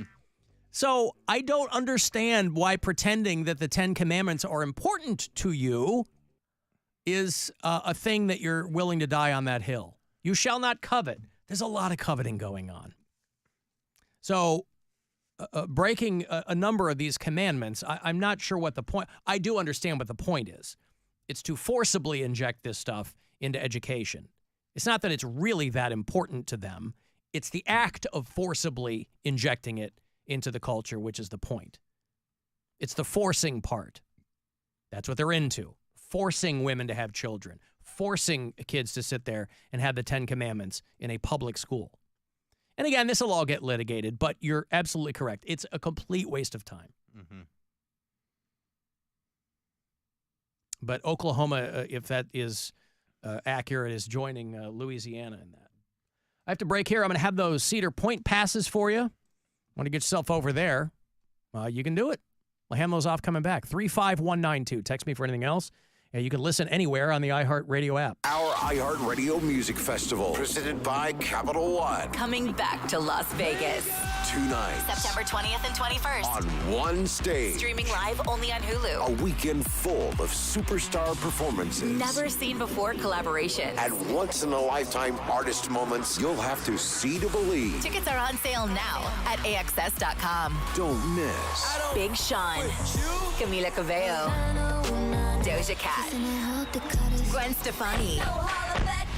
Hosier. Keith Urban. New Kids on the Block. Paramore. Shabuzi. The Black Crowes. Thomas Rhett. Victoria Monet. And more. Don't miss your chance to get tickets to our 2024 iHeartRadio Music Festival, presented by Capital One, right now, before they sell out. At AXS.com. That's AXS.com. From the Universal Windows Direct Weather Center, WMMS Weather.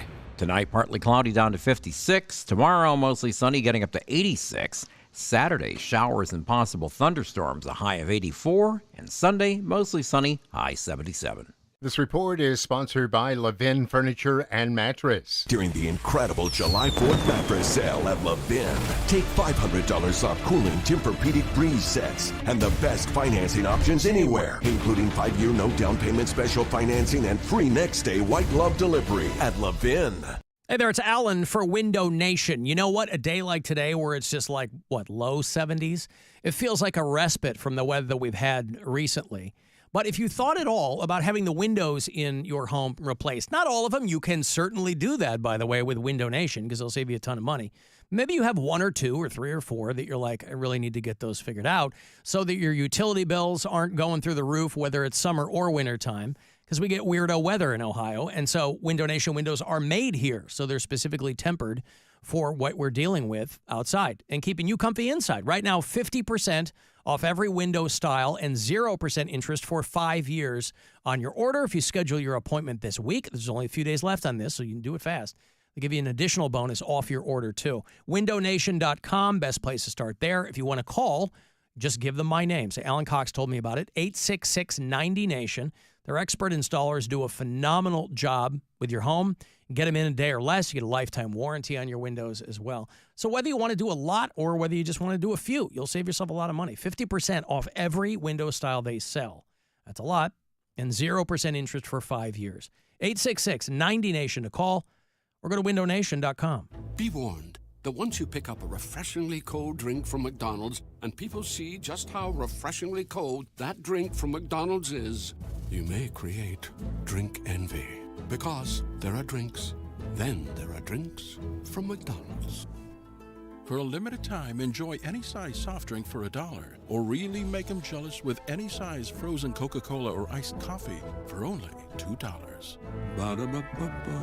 A la carte only at participating McDonald's. Kia of Streetsboro. Kia of Streetsboro.com. It's the Kia Summer Sticker Sales Event at Kia of Streetsboro. What's that mean? Kia bonus cash on top of our best deals. Get $1,500 Kia bonus cash on select Kia EV vehicles. Get $1,000 Kia bonus cash on select Kia Seltos, Sportage, and Sorrentos. And $500 Kia bonus cash on select Kia Fortes, Souls, Tellurides, and Neros. The best deals of the summer are right now at Kia of Streetsboro with Kia bonus cash on select models. If you're shopping for a vehicle at any other dealership, stop. Get Kia bonus cash now at Kia of Streetsboro, and you could be driving away in your next dream car. Kia of Streetsboro's Summer Sticker Sales Event is going on now through July 8th only. Don't wait. Make this summer one to remember with Kia of Streetsboro. KiaofStreetsboro.com, where the thrill begins. Kia of Streetsboro. Kia of Streetsboro.com. These offers are subject to taxes and applicable fees. Residency restrictions apply. For well-qualified buyers, expires 7/8.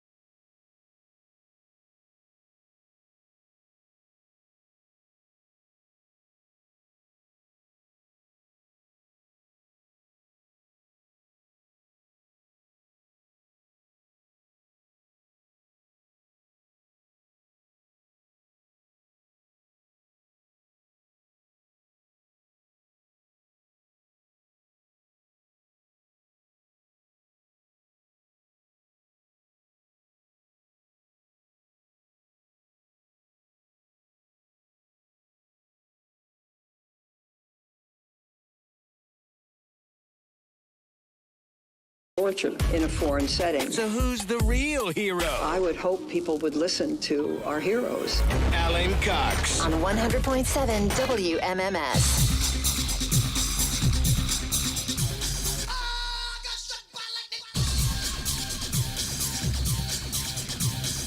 I was reading about a dude who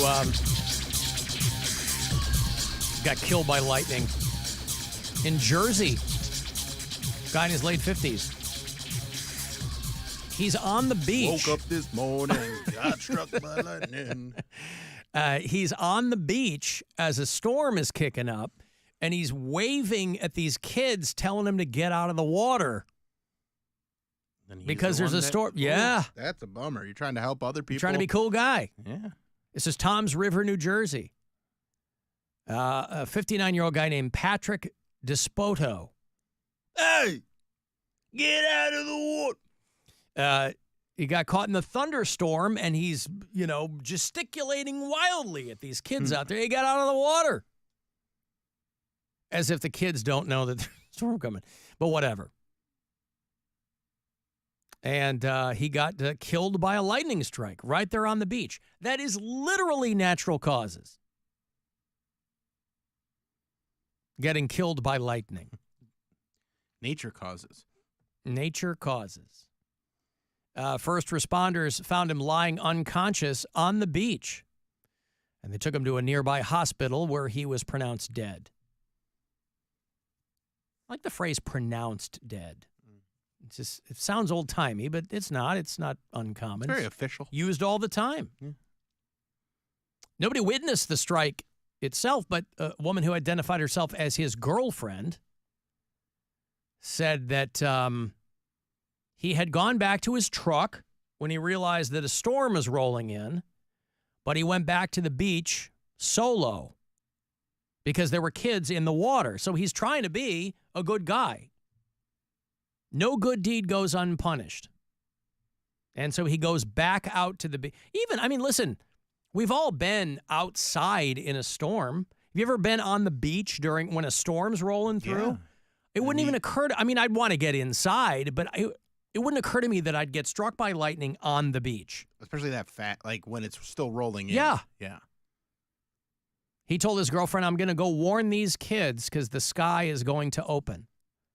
And she told him, you have no business going back there. Stay in the truck. And then he left her in the truck. And she called him a few times and didn't hear back from him. So she went out there. Now, I guess my question is, how do they know he got struck by lightning? I imagine that the coroner or whatever could figure that out. Struck by lightning on the beach. They said in a note of sad irony, that beach was in the process of installing. They were in the middle of installing a $50,000 lightning detection system for the 2-mile stretch of beach. They said, we don't want the people of Toms River, we don't want to tell them when the storm is here. We want to tell them that it's coming so they can stay ahead of it and act accordingly. This guy's the third lightning fatality in the United States, and the first in Jersey in a few years. But he's just trying to tell. Now, those kids, they're fine. Do you think that the girlfriend should have been able to go out and hold at least one of those kids underwater as revenge? They didn't do anything. No, the kids it's not their fault. This God's guy, fault. It's the guy's. Well, it's this guy's fault. It doesn't say how old the kids were. But younger than him. But if they're like 16, come on. If they're 8 or 9 about it now, Well, it's like when you see, it's kind of a running joke, or it gets memed a lot, the way that weather reporters or the Weather Channel will really try to sensationalize what's going on. So you'll see a guy like in hip deep water, but then they found out that he was like kneeling down or whatever. Because the wide shot is people behind him riding their bikes. It's they're trying to make it funny. Yeah, they're trying to make the Weather Channel everything look. There's big storms coming through, but there's always one guy out there jogging. So you're like, all right, well then it's not. So these kids out there in the water, they were probably like, "We'll be fine." I mean, Jersey Shore right now, you got to worry literally more about sharks than lightning. They're coming right up to the shore there. But they found the guy unconscious on the beach. And I think they initially thought it was a heart attack, but they determined, I guess, that it was accidental death caused by lightning strike. Because the lifeguards had left. That's how much lifeguards care, by the way. The lifeguards left, and there's kids out there in the water. Imagine those kids. Mom, I'm going to go out. I'm going to go out in the water. No, don't do that. Nah, it'll be fine. Did you guys have a nice dip? Yeah, there's a storm coming in. Anything happen? It was some guy telling us to get out, but we flipped him off. Then he got hit by lightning. And they were in the middle of putting in their lightning detection system. I wonder if that just measures changes in barometric pressure. I mean, we've already got those. Measures electric activity in the air. I don't know. Do we have them along these shores? I have no idea. I didn't even know that was like technology that existed. A lightning detection system? Yeah. I mean, I know like there's lightning rods. Yep. I went to college with a guy who called himself Lightning Rod. His name was Rodney. He was on the track team. Real-time lightning detection. Now, I've got something in my home at Casa Cox. I have lighting detection. It's when I walk in a room, I can tell if the lights are on. But I don't have lightning detection. Eyes? Eyes, that's what I couldn't remember what. Thank you. I could not remember what those were called. Lightning detection is a system of a network of stations consisting of antennas, GPS receivers, and processing systems. So it sounds very complex. That's probably why it was costing them $50,000 to have it installed. They estimate the location and the travel speed of the lightning bolt. Now, when we were kids, how did you measure how far away the storm was? You'd count 1,000, You'd 1,000, right? You'd see the lightning. And then you go, no, that don't cost you $50,000. Just have a guy out there, 1 Mississippi, 2 Mississippi. And then then you tell those kids to get out of the water. Why was it Mississippi? Because that's about how long a second is. You can't go 1 Iowa, 2 Iowa. Can you do like 1 Alabama? You could do Alabama too. Mm-hmm. But Mississippi paid a lot of money for that licensing. 1 Wisconsin. No, it's too 2 short. Wisconsin. You can't go 1 Ohio, 2 Ohio. No, it's got to be 1 Mississippi. 1 California. 1 California. 3 California. Listen, my father's family is from Alabama, so I'm partial to that state. But if you were 1 Mississippi, 2 Mississippi, 3 Mississippi, and I don't even remember what the conversion rate was. That's what you did. Yeah. But what did that mean? I don't remember either. Every Mississippi is a mile. That can't be right. You're telling me eons of scientific experimentation and has led us to Mississippi equals a mile? Mm-hmm. I mean, maybe that was a rule. From thunder to lightning. Yeah. Yeah. Because the thunder would precede the lightning, right? Thunder is all that. No. Right? I thought you'd see the lightning and then hear the thunder crack. I mean, I'm trying to remember that Imagine Dragons song. That's a scientific, they tell you exactly what happens in that song. The lightning, then the thunder? Is that how it goes? It's a girl singing it, and then the guy jumps in, and 1, hey, kids, get out of that water. I'm only going to count 2 more Mississippis, and then I'm coming in there to kick some ass. Boy, kids think they know everything. You think you got your whole life ahead of you when you're a kid, but that guy, his whole life was behind him. What a bummer. I was reading a thing about a guy who has been struck by, or it was one of these shows. we get sucked into these shows like The Unexplained. You know, like Shatner has one. Yeah. There's another one with Dan Aykroyd. And, The Unbelievable. And there was some guy they profiled who had been struck by lightning like a dozen times. And people near him didn't want to be around him. I'm like, this can't be true. I mean, they say that if you're struck by lightning one time, it's more likely you're going to end up like this guy, dead, than they were like, well, there was something in the guy's body and made him more. I'm like, okay, well, you could probably make a case for a guy being an anomaly where his body made him more prone to being struck by lightning. But I'm not going to believe that it didn't kill him after being hit by 12 times. But, boy, there it was. Picture of the guy. I mean, wouldn't you be scorched? Or, I would like at least one picture of this guy looking like a Eraserhead in the David Lynch movie. A heat miser, his hair sticking straight up. Smoke coming off of him. Give me one of those. Instead of just when he's touching things, like it turns on light bulbs and stuff. Yes. You want that. He's got a built-in lighting detection system right there. I use my eyes. He uses his hands. Man. I don't know. I love a good thunderstorm, though. If you count the seconds between lightning and thunder, this texter says, and divide by 5, it gives you the miles away the lightning was. Okay. Between the lightning and the thunder. Because you see the lightning on the horizon. Yeah. The lightning, and then you go 1 1,000, 1 2 Mississippi, 1,000. 2 Alabama, 3 Iowa, 3 California. And then you divide that by 5? Yeah, so if you get to 5, by the time you hear the thunder, then you're like, oh, it's a mile away.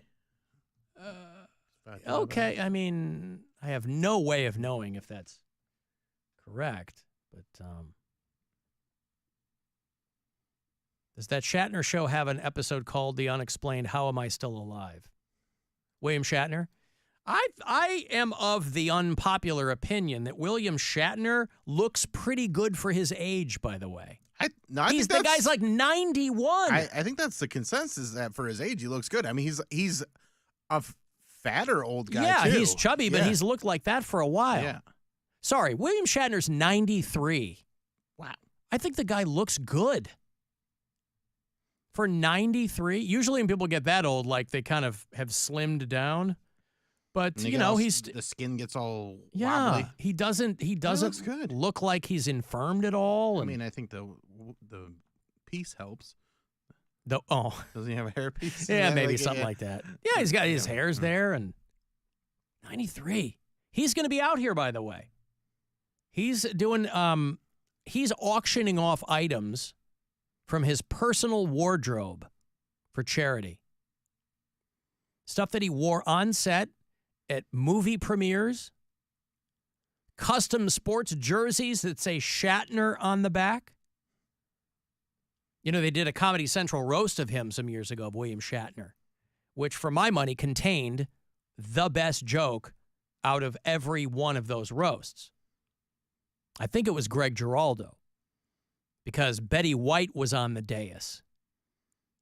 And he said, William Shatner is here. Of course, Betty White just Shatner pants. Pretty, maybe Cloris Leachman. I don't know. It was an old lady. All right. Yeah, one of the old, the golden age. There you go. So if you're a William Shatner fan, unless your name is George Takei, you probably are. But the preview of the items will take place on Wednesday, July 17th. This is Hartville, Ohio, wherever that is. And part of it will be online, part of it will be in person. Shatner Wayne County, I think? Expected to be, well, they have a big flea market out there. I know that. I've heard of it, but I don't know. I don't know where. But, he goes through and he does Comic-Cons and things like that. But I think for 93 years old, I mean, this actor, character actor from Cleveland, Bill Cobbs, he just died. He was 90. Right. And he looked every minute of that 90. Oh, Hartville's not that far from Portage Lakes. Oh! Well, I'm not going to be back there mid-July. I'm going to be there this Saturday. Just make the trip. You're getting the key to the city. That's the plan. That is the plan. When are you going to be there again? I'm going to be there Saturday from 2 to 4. For what? Well, we're sending somebody to Hawaii. What? WMMS and Kona Brewing. Nice. So we're doing the finals on Saturday afternoon, 2 to 4 at the Upper Decker. Sorry, the Upper Deck. It's Upper Deck. It's not the Upper Deck Bar and Grill. It's on West Turkey Foot Lake Road. Is there a lake out there called Turkey Foot Lake? You're the one that's out there all the time. Yeah, I'm out there all the time. No. I guess that wasn't on my Key to the City test. Oh, they make you take a test? Yeah, oh God, yes. Well, that's intense. Very intense. I thought the Key to the City was just a ceremonial thing. I thought it was just, you know how Diddy had to give his back in New York? Because Diddy has, boy, some nasty stuff. The guy's a real stinker. And so I thought it was largely ceremonial, but they take it seriously. They want me to know everything about that area. And quite frankly, why shouldn't I? I should know everything. If they're going to give me the Key to the City, which it's my understanding opens every door in the Portage Lakes area. That's what I was told. So they should really hold my feet to the fire and test me. I should know my way around. They go, how many golf courses are in the immediate Portage Lakes area? I have to know that. How many state parks are in the area? You know? How far from, what is the walking distance from Barberton to the Akron Zoo? I have to know those kinds of things. I didn't realize it was so involved. Oh, neither did I. Doesn't seem worth it. Neither did I. But I can't back out now. Yeah, you can. Why not? I already said that I would always back out. I always said I don't want to back out. Back out. I've already committed to getting the Key to the City. I didn't realize I'd have so much studying to do. It's like I'm back in school. Yeah. Keep me out of this. Yeah, I know. I'm not really going to be the guy that, like, listen, if you got to do all this stuff to get a key to the city, keep your key. Just let me in when I get there. I know. That's why I didn't ask you to help me with my studying. I would have helped you. I had to hire my own private tutor. She's 30 and I'm 15, and we're filming it for a movie. It's going to be very exciting. I've got to take a break here. If you want to text me for something, 35192. AlanCoxShow.com for everything else. The Alan Cox Show on 100.7 WMMS. And everywhere you go on our free iHeartRadio app. Rover's Morning Glory. Here's an email asking why Jeffrey mentioned that his power was out on the Aftermath, but he didn't mention that during the main show. How long was his power out? 5 hours. Oh. Tuesday night. Yeah, he didn't mention that. Well, Jeffrey said he would have brought it up, but nobody asked him. What's the weird part? And I was like, well, how am I supposed to know to ask you? Rover's Morning Glory. Your afternoon drive is brought to you by the Ken Ganley Auto Group, Ohio's #1 automotive retailer. What's wrong? My travel rewards card didn't earn enough miles for my vacation. Are you crying? Are you crying because of that other credit card? Uh-huh. Well, switch to the Capital One Venture card. Venture lets you redeem miles on any travel purchase. Really? Yep, and you earn unlimited double miles on every purchase every single day. The Capital One Venture card. What's in your wallet? Terms apply. See CapitalOne.com for details. If you're looking for the most epic place on Earth, let's start at the base of a massive waterfall. Then trek through the thick jungle. Then climb to the peak of a snowy mountaintop. Then once you get there, keep going. Because with intelligent 4x4 and 7 drive modes and a Nissan Pathfinder, the search is the real adventure. Available feature. Intelligent 4x4 cannot prevent collisions or provide enhanced traction in all conditions. Always monitor traffic and weather conditions. Tired of boring lunches? Picture this. You're at Chipotle ordering the same old burrito bowl. But wait, there's more excitement in store than just guac. Introducing Drop, the ultimate rewards app. Just link your card, dine at your favorite restaurants, and you'll earn points to get free gift cards from tons of brands. It's like getting paid to eat. Hungry for savings? Download the Drop app now and use code DROP44 to kickstart your rewards journey with $5 in points. You want a sub stacked high with meat and cheese? You go to Jersey Mike's. You want an off-the-charts radio idea? You go to me. Like this. I'm a grizzled cowboy. The sheriff doesn't like the look of me. He challenges me to a duel. We draw, and bang, I go down. But the Jersey Mike sub in my pocket, stacked with layers of meat and cheese, saves me. Everyone cheers. I'm the new sheriff. And I renamed the town Fresh Slicington. Subs always stacked high. Jersey Mike's, a sub above. The celebration continues at the all-new, state-of-the-art Spitzer Motor City Jeep Ram. We're celebrating our grand opening by giving you more selection. Now shop over 400 new vehicles and get more savings with additional Spitzer discounts, additional factory incentives on all new Jeeps and Rams during the Make This the Summer event, and huge trade allowances that you won't find anywhere else. Swag more, spend less during the grand opening of the all-new Spitzer Motor City Jeep Ram. Our world revolves around you. Hey, it's Alan. We're always looking for fun stuff to do, right? Whether it's a date night or hanging out with friends, join us on the Cleveland Funny Bus. It's a 90-minute tour through Cleveland's most interesting neighborhoods and entertainment districts. Your tour guide, very funny local comedians who put their spin on the whole shebang. We leave from Collision Bend Brewery. You can bring your own beer and wine. Tours are Thursday through Sunday every week through Christmas. You can also do private tours available daily. Tickets, info, everything. Go to funnybus.net. At KeyBank, we know a small moment like, ooh, these sandals would go really well with a beach, can lead to an even bigger question like, should I splurge on a trip this year? And that's the type of moment where we'll meet you with financial advice on everything from budgeting for travel to building savings. So maybe that destination isn't too far off. What do you think, Cindy? I think these sunglasses would go well with a tiny umbrella drink. For every financial need, we'll meet you in the moment. KeyBank opens doors. KeyBank member FDIC. It's not just about what we put into the wash. It's also about what comes out. We can learn a lot about our kids and who they really are. Tide and Downey, proud supporters of iHeartRadio and P&G's Can't Cancel Pride, stand as allies within the LGBTQ+ community and believe in everyone's right to embrace their true selves. Learn more at can'tcancelpride.com. And happy Pride Month from Tide and Downey.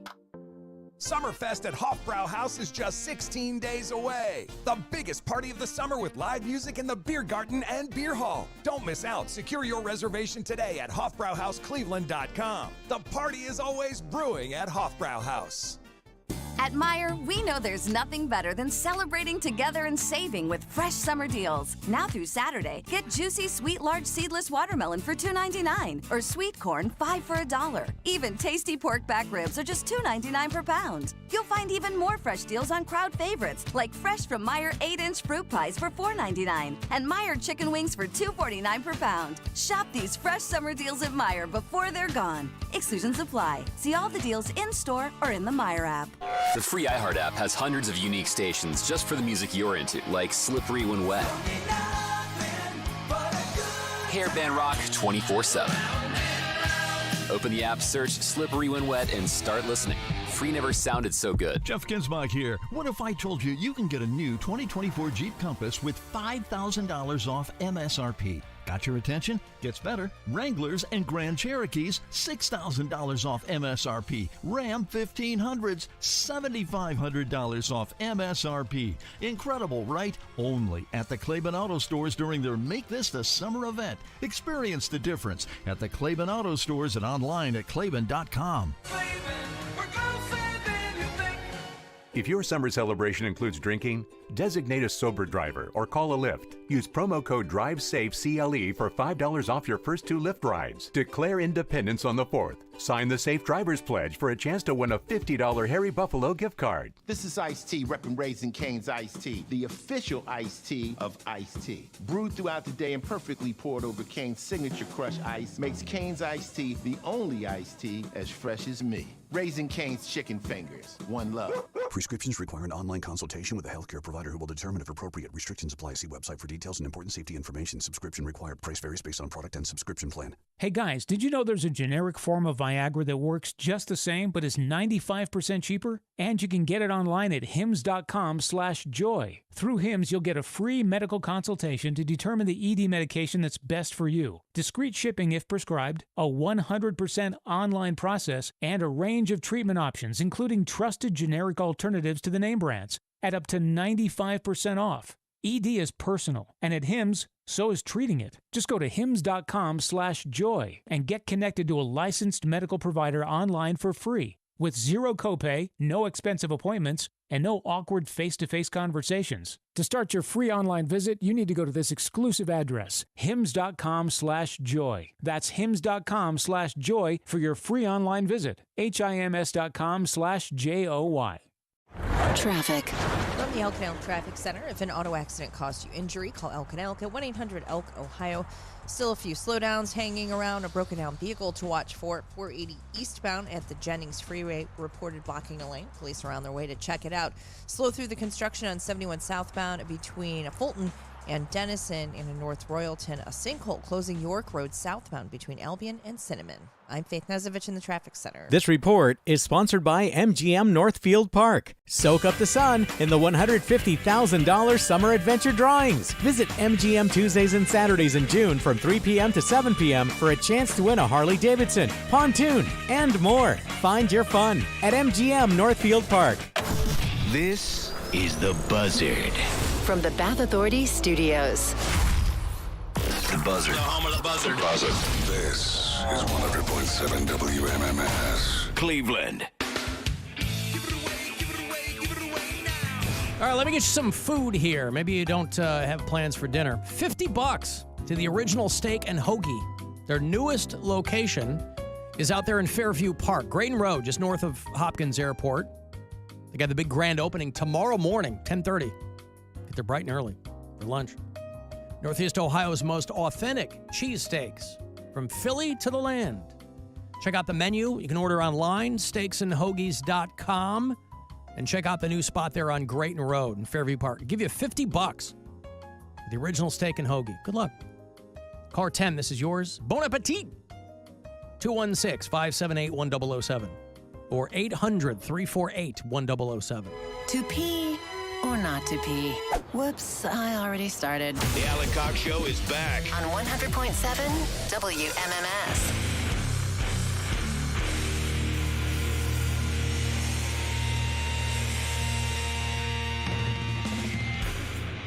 Why, yes, I do have an erection. Thank you for asking.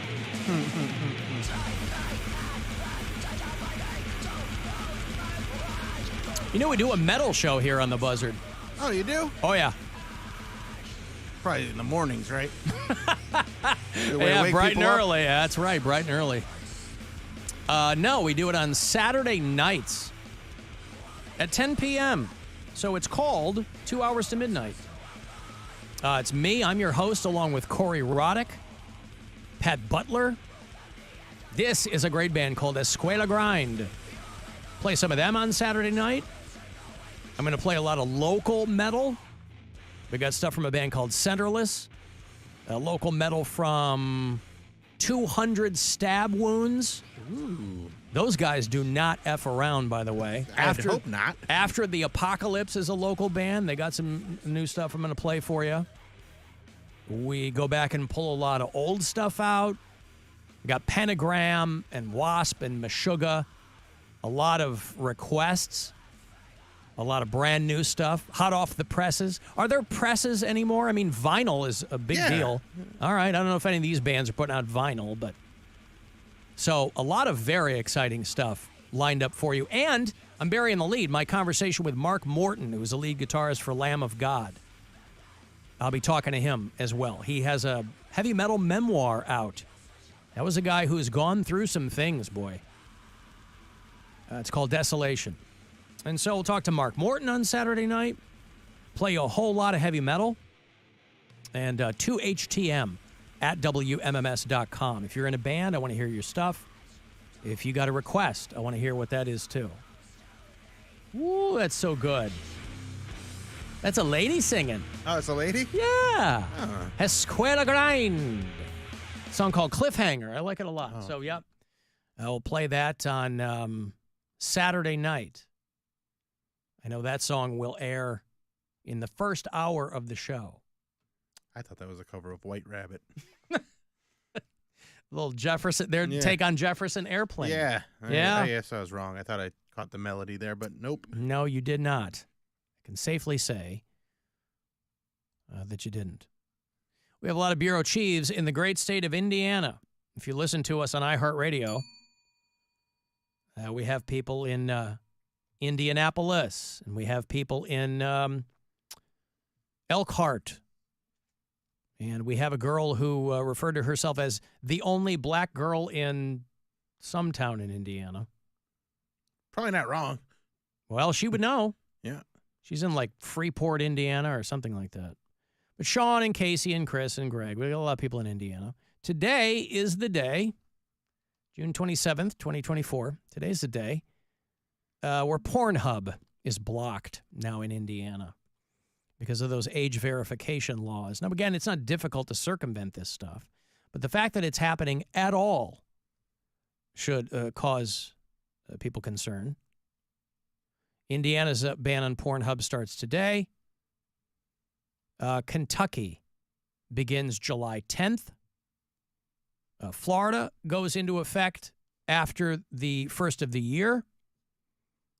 They've already blocked Pornhub in Texas, Arkansas, Mississippi, Montana, North Carolina, Virginia, and Utah.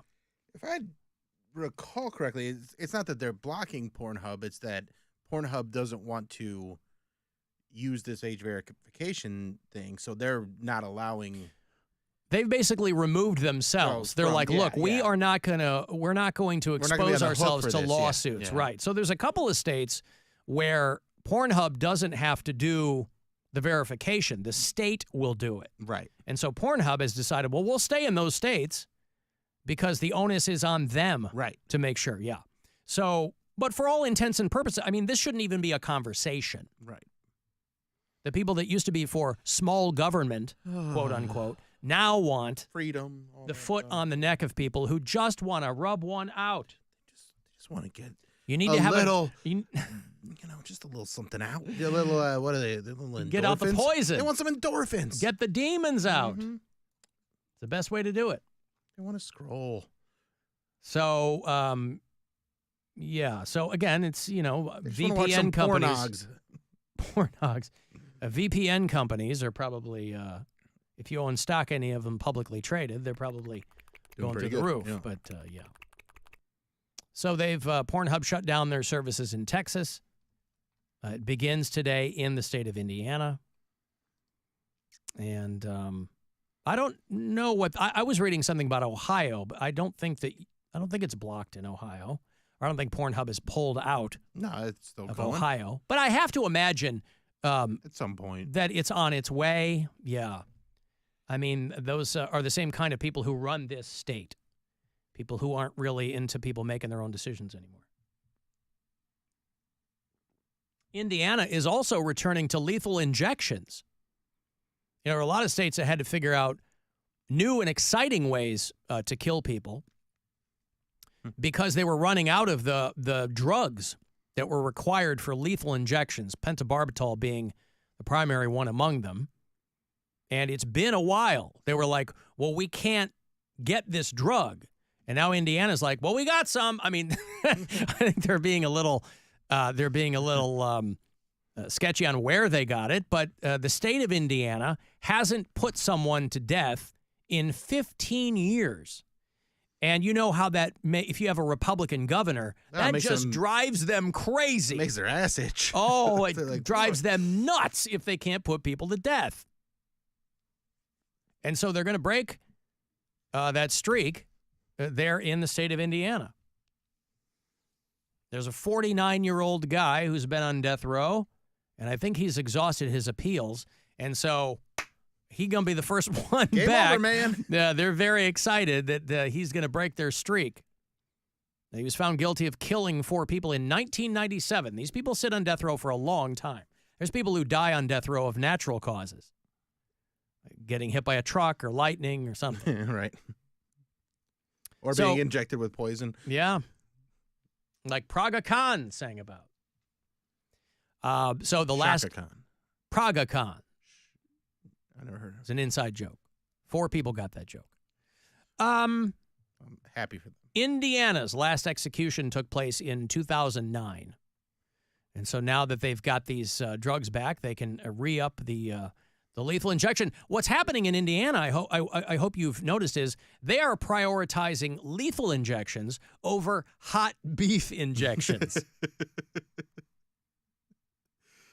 Pornhub has pulled out, but the state, very, very excited to start putting people to death again. So, good news for them, I guess. Hey, baby. I was just thinking, how about William Shatner for president? All right, talk to y'all later. That was all of it? There we go.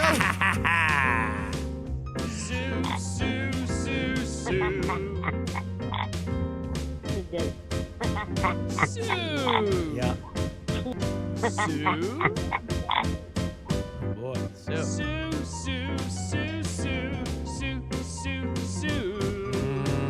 Well, William Shatner is Canadian, Sue, so he could not be president. Wasn't born here. But listen, and if you're worried about Joe Biden and Donald Trump being too old, William Shatner is 93 years old.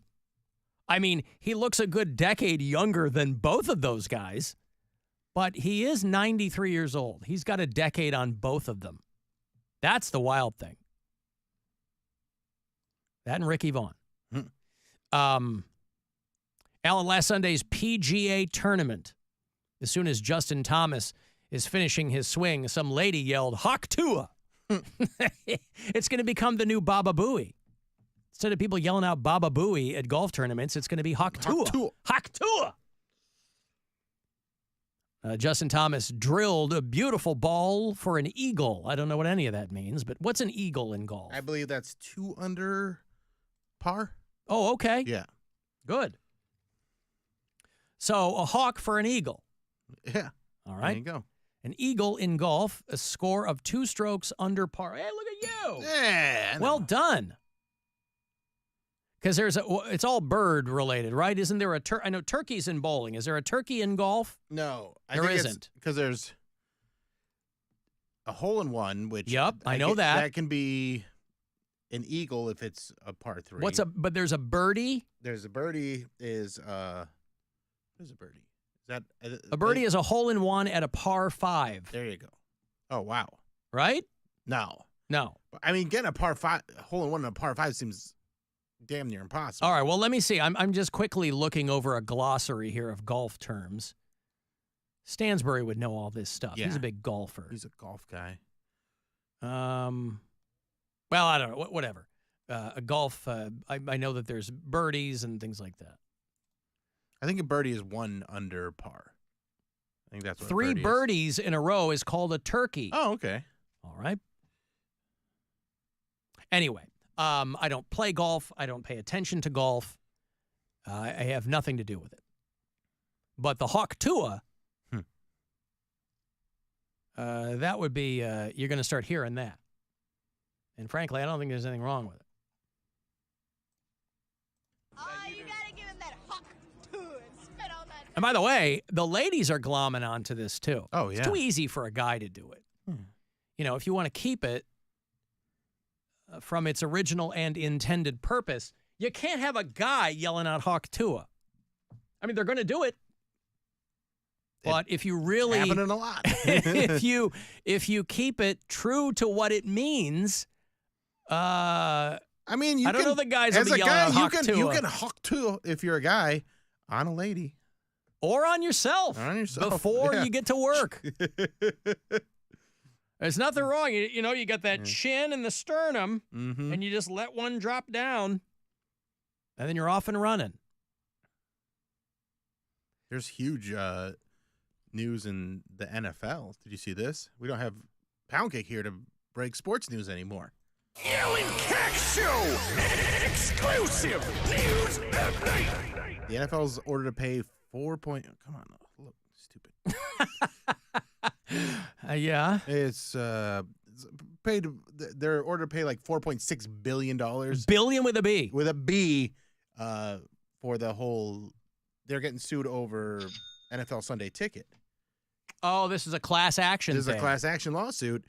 And Roger Goodell had to testify. It was a really under-talked about story. Like, it was not making a lot of headlines, but it's a huge thing for the NFL because now they got to pay out a huge sum of money. Even for the NFL, that's a lot of money. That's a lot of money. NFL violated antitrust laws. Mm-hmm. Yeah, I don't know the particulars of that case. I remember being talked about, but like you said, not enough to. The NFL violated antitrust. Boy, who knew they were even litigating antitrust laws anymore? Right. NFL, you know what I mean? Like, anytime you read antitrust violation, you're like, wow, I didn't even think they were prosecuting what that year anymore. is it? Yeah. Antitrust laws in distributing out-of-market Sunday afternoon games on a premium subscription service. I still don't know what that means. So, you know what NFL Sunday Ticket is? You pay, it's like a DirecTV thing or something, right? It was DirecTV. It's YouTube now. But it was basically you could pay like $300, $400, and then you get every single game. Yeah.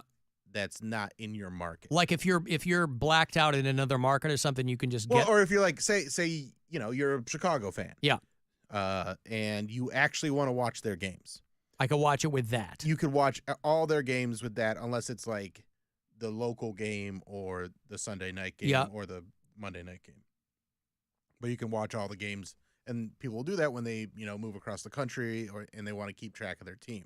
Or if they're just really into football and they want to watch as many games as you can. Like I had it last year, and I put like 3 games on at a time. Okay. It was cool. It was fun. But they were charging so much, and the lawsuit is from, I can't remember who it's from, but they're saying that they were overcharging and not providing enough options so that you could just get like one team or one specific game. They were over-promising and under-deliver. It was like a bait and switch it was not even a bait and switch. It was just they weren't. I don't even know exactly how to put it because they just weren't offering. They were price gouging basically. I see. But it's like their product, which I don't understand how they won. I don't get how the antitrust laws work because it's their product and they can sell it for what they want and people are paying for it. So I don't get how they got.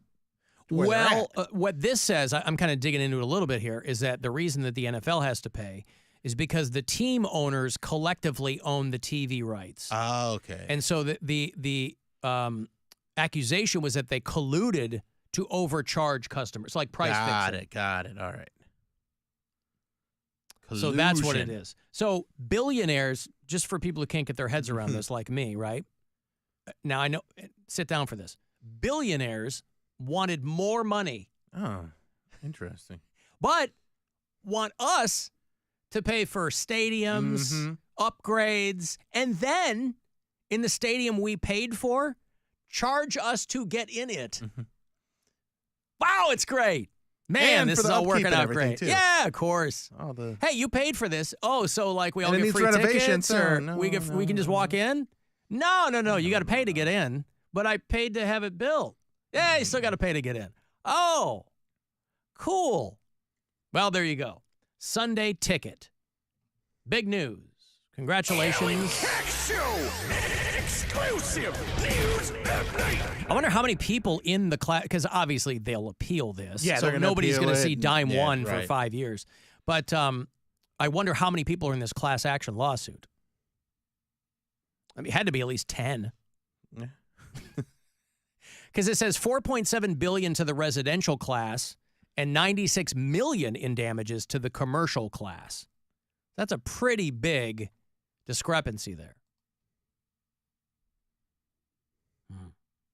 Yeah, it'll be interesting to see if they actually ever have to pay anything out, but because they are going to appeal it, of course. But it's, I wonder if it's going to change how they do Sunday Ticket coming up, or like in the coming years. Yeah, if they're going to lower the price and stuff.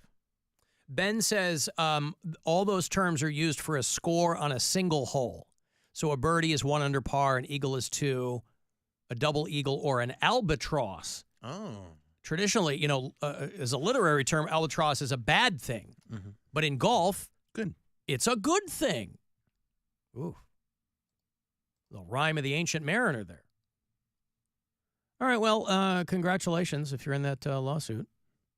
Sure, you'll be getting checks cut for you in the next decade. I got a break here. I want to get the last word in. Just shoot me a text, 35192. You got Guardians baseball tonight. A little over an hour or two. They start up in Kansas City against the Royals. First to 4 tonight. 8:10 is your first pitch here on MMS. This is the Alan Cox Show. Everywhere on our free iHeartRadio app or whatever smart device you have. Just tell it to play the Alan Cox Show on iHeartRadio. Our iHeartRadio Music Festival, presented by Capital One. Coming back to Las Vegas. 2 nights. September 20th and 21st. On one stage. Streaming live only on Hulu. A weekend full of superstar performances. Never seen before collaboration. And once-in-a-lifetime artist moments you'll have to see to believe. Tickets are on sale now at AXS.com. Don't miss. Big Sean. Camila Cabello. Doja Cat. Gwen Stefani. Hozier. Keith Urban. New Kids on the Block. Paramore.